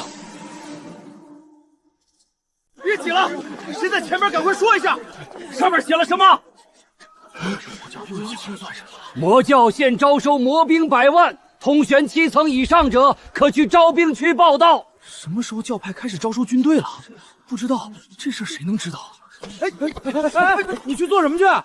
废话，老子上回参加魔教考核，就因为修为太低没进去。现在魔教向了要求，我得赶紧去报名。等等我这跟你一起去。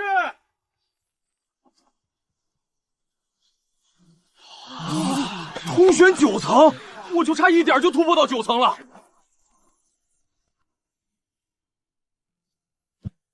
启禀教主，在3个月前，大武皇朝镇北王正式宣布造反，同时北方300多个城池纷纷响应。目前大武皇朝内遍地战争，周围的青丘国和一些其他的势力也纷纷开始浑水摸鱼。镇北王果然没让我失望，300多城占大武1/3疆域，怪不得武皇帝如此忌惮他。启禀教主，战堂现已招收魔兵100万，共有通玄9层100万人，千古境1万人，真武境1000人。很好，这方上界有多大，本座不知道，但本座希望有一天这整个上界都臣服在魔教之下，臣服在本座之下。尔等有信心跟本座一起吗？我等定追随教主脚步，称霸上界，威震寰宇。我等定追随教主脚步，称霸上界，威震寰宇。好，本座要的就是你们的信心。魔者无所畏惧也。魔无道，属下在。本座命令你即日进攻大武皇朝边境，不用操之过急。本座给你2年的时间，必须给本座练出一批绝世魔兵。遵命。12魔王各大护法，你们也去边境走一遭。是。希望日后魔教100万魔兵，个个半圣以上，横扫寰宇。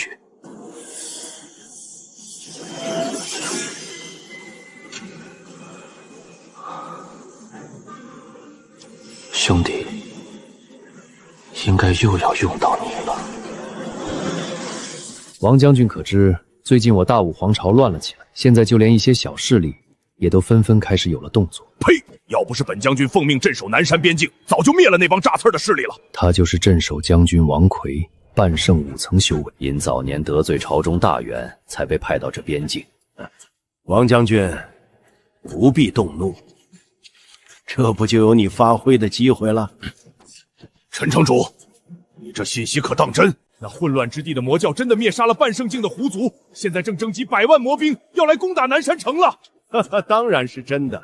这个消息可是我刚刚派人探查到的，估计短则3天，多则7天，魔教必然会攻来。我在这鸟不拉屎的地方待了几十年，半点功劳都捞不到，根本调不回皇城。现在魔教送上门来，正好给我当踏脚石。这次守下南山城，定当是大功一件。魔教最强不过半圣1、2层罢了，这事若做得漂亮，我也很可能得到朝廷的重用。等我灭了这100万魔兵，定能风风光光回皇城。堂主，南山城的消息已经打探完毕。由于南山城是边境城治，所以有着100万驻军，首领姓王，乃是半圣5层的高手，并且领兵打仗很有一手。知道了。这小小的南山城竟然就有半圣5层的高手，这大武皇朝真这么强吗？当然不是，这南山城怎么说也是边境，所以才有这等高手镇守。据我们得到的消息，这王将军在整个皇朝军队中也算得上1号人物了。那就好，不过我还是感觉自己实力太低，应该再努力，要不然以后怎么追随教主？我们也要东霸寰宇，总不能一直靠教主当一面。这样也好，这南山城实力越强，越能更好地锻炼出魔兵的威力。时隔几年，我魔教重新争霸，是需要再屠个城来玩玩了。是啊，好久没有这么痛快的仗打了。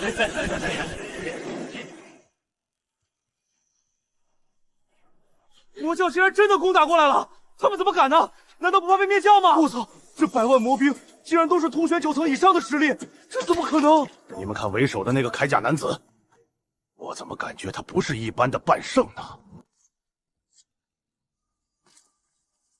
不过是些通玄9层的乌合之众。不对，那为首的分明是半圣5层的修为。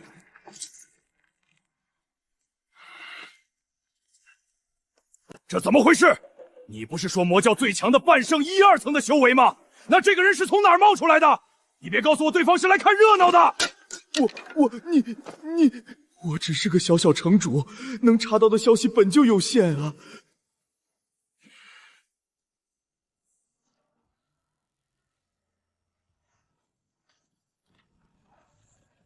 我乃大武皇朝南山城镇守将军王奎，你是何人？胆敢来犯我边境？哼！魔教战堂堂主魔无道奉教主之命前来屠城，魔教竟还有战堂这等战力！要是我今天吃下这批魔兵报功，就能立刻调回皇城，不用守这破地方。就凭你，看来你是真不知道本将军的厉害啊！既然来了，那今天都别想活着离开了。有猛虎军阵辅助，我定能吃下这批乌合之众。列猛虎军阵，杀敌立功。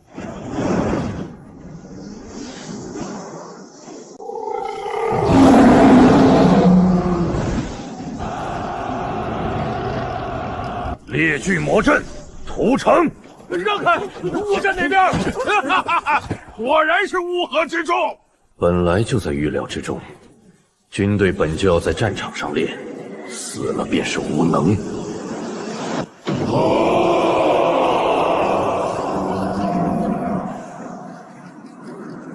这魔阵的气势竟不弱于猛虎阵。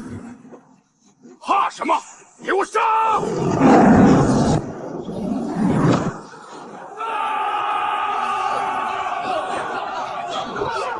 就凭借你带领的乌合之众，今天就全都留下吧！你还是顾好你自己吧。我们也去帮忙吧。这召集来的魔兵实在太菜了，再这样下去，非得让对方杀没了不可。现在还用不上我们。国王，你再仔细看看，现在可是有什么不同？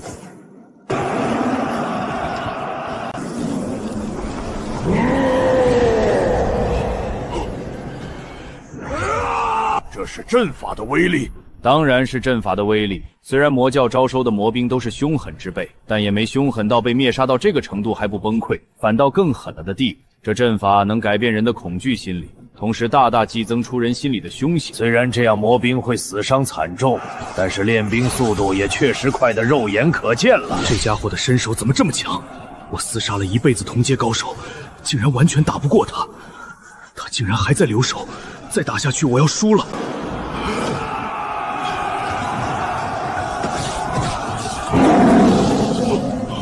我的猛虎军阵竟然被压着打！我去了个草，这怎么可能？凭我几千年的读书经历来看，这他妈完胜啊！一战之后，我南山城必然声名大噪，我也会因此得到重用，回归皇城，走上人生的巅峰，迎娶个名门闺秀啥的。真是百无一用是书生啊！这弓是教主赏我的摩天弓，半圣级仙宝。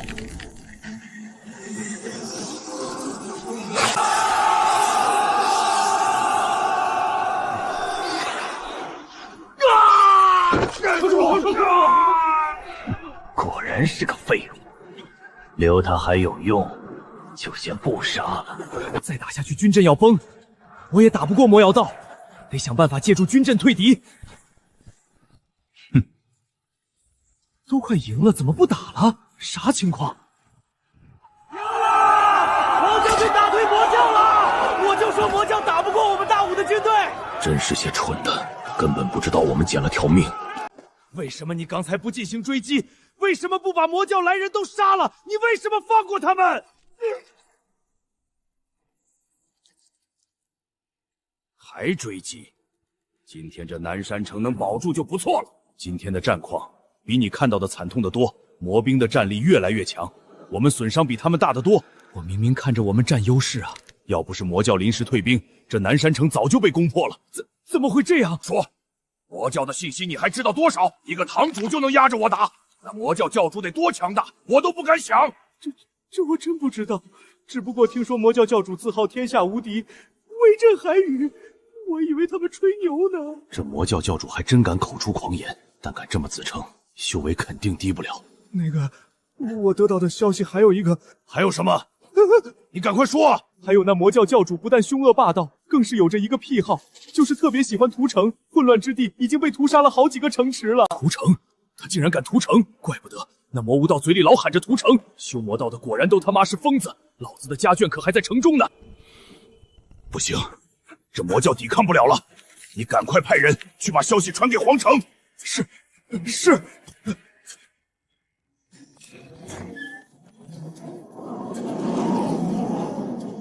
还是联系不上外界吗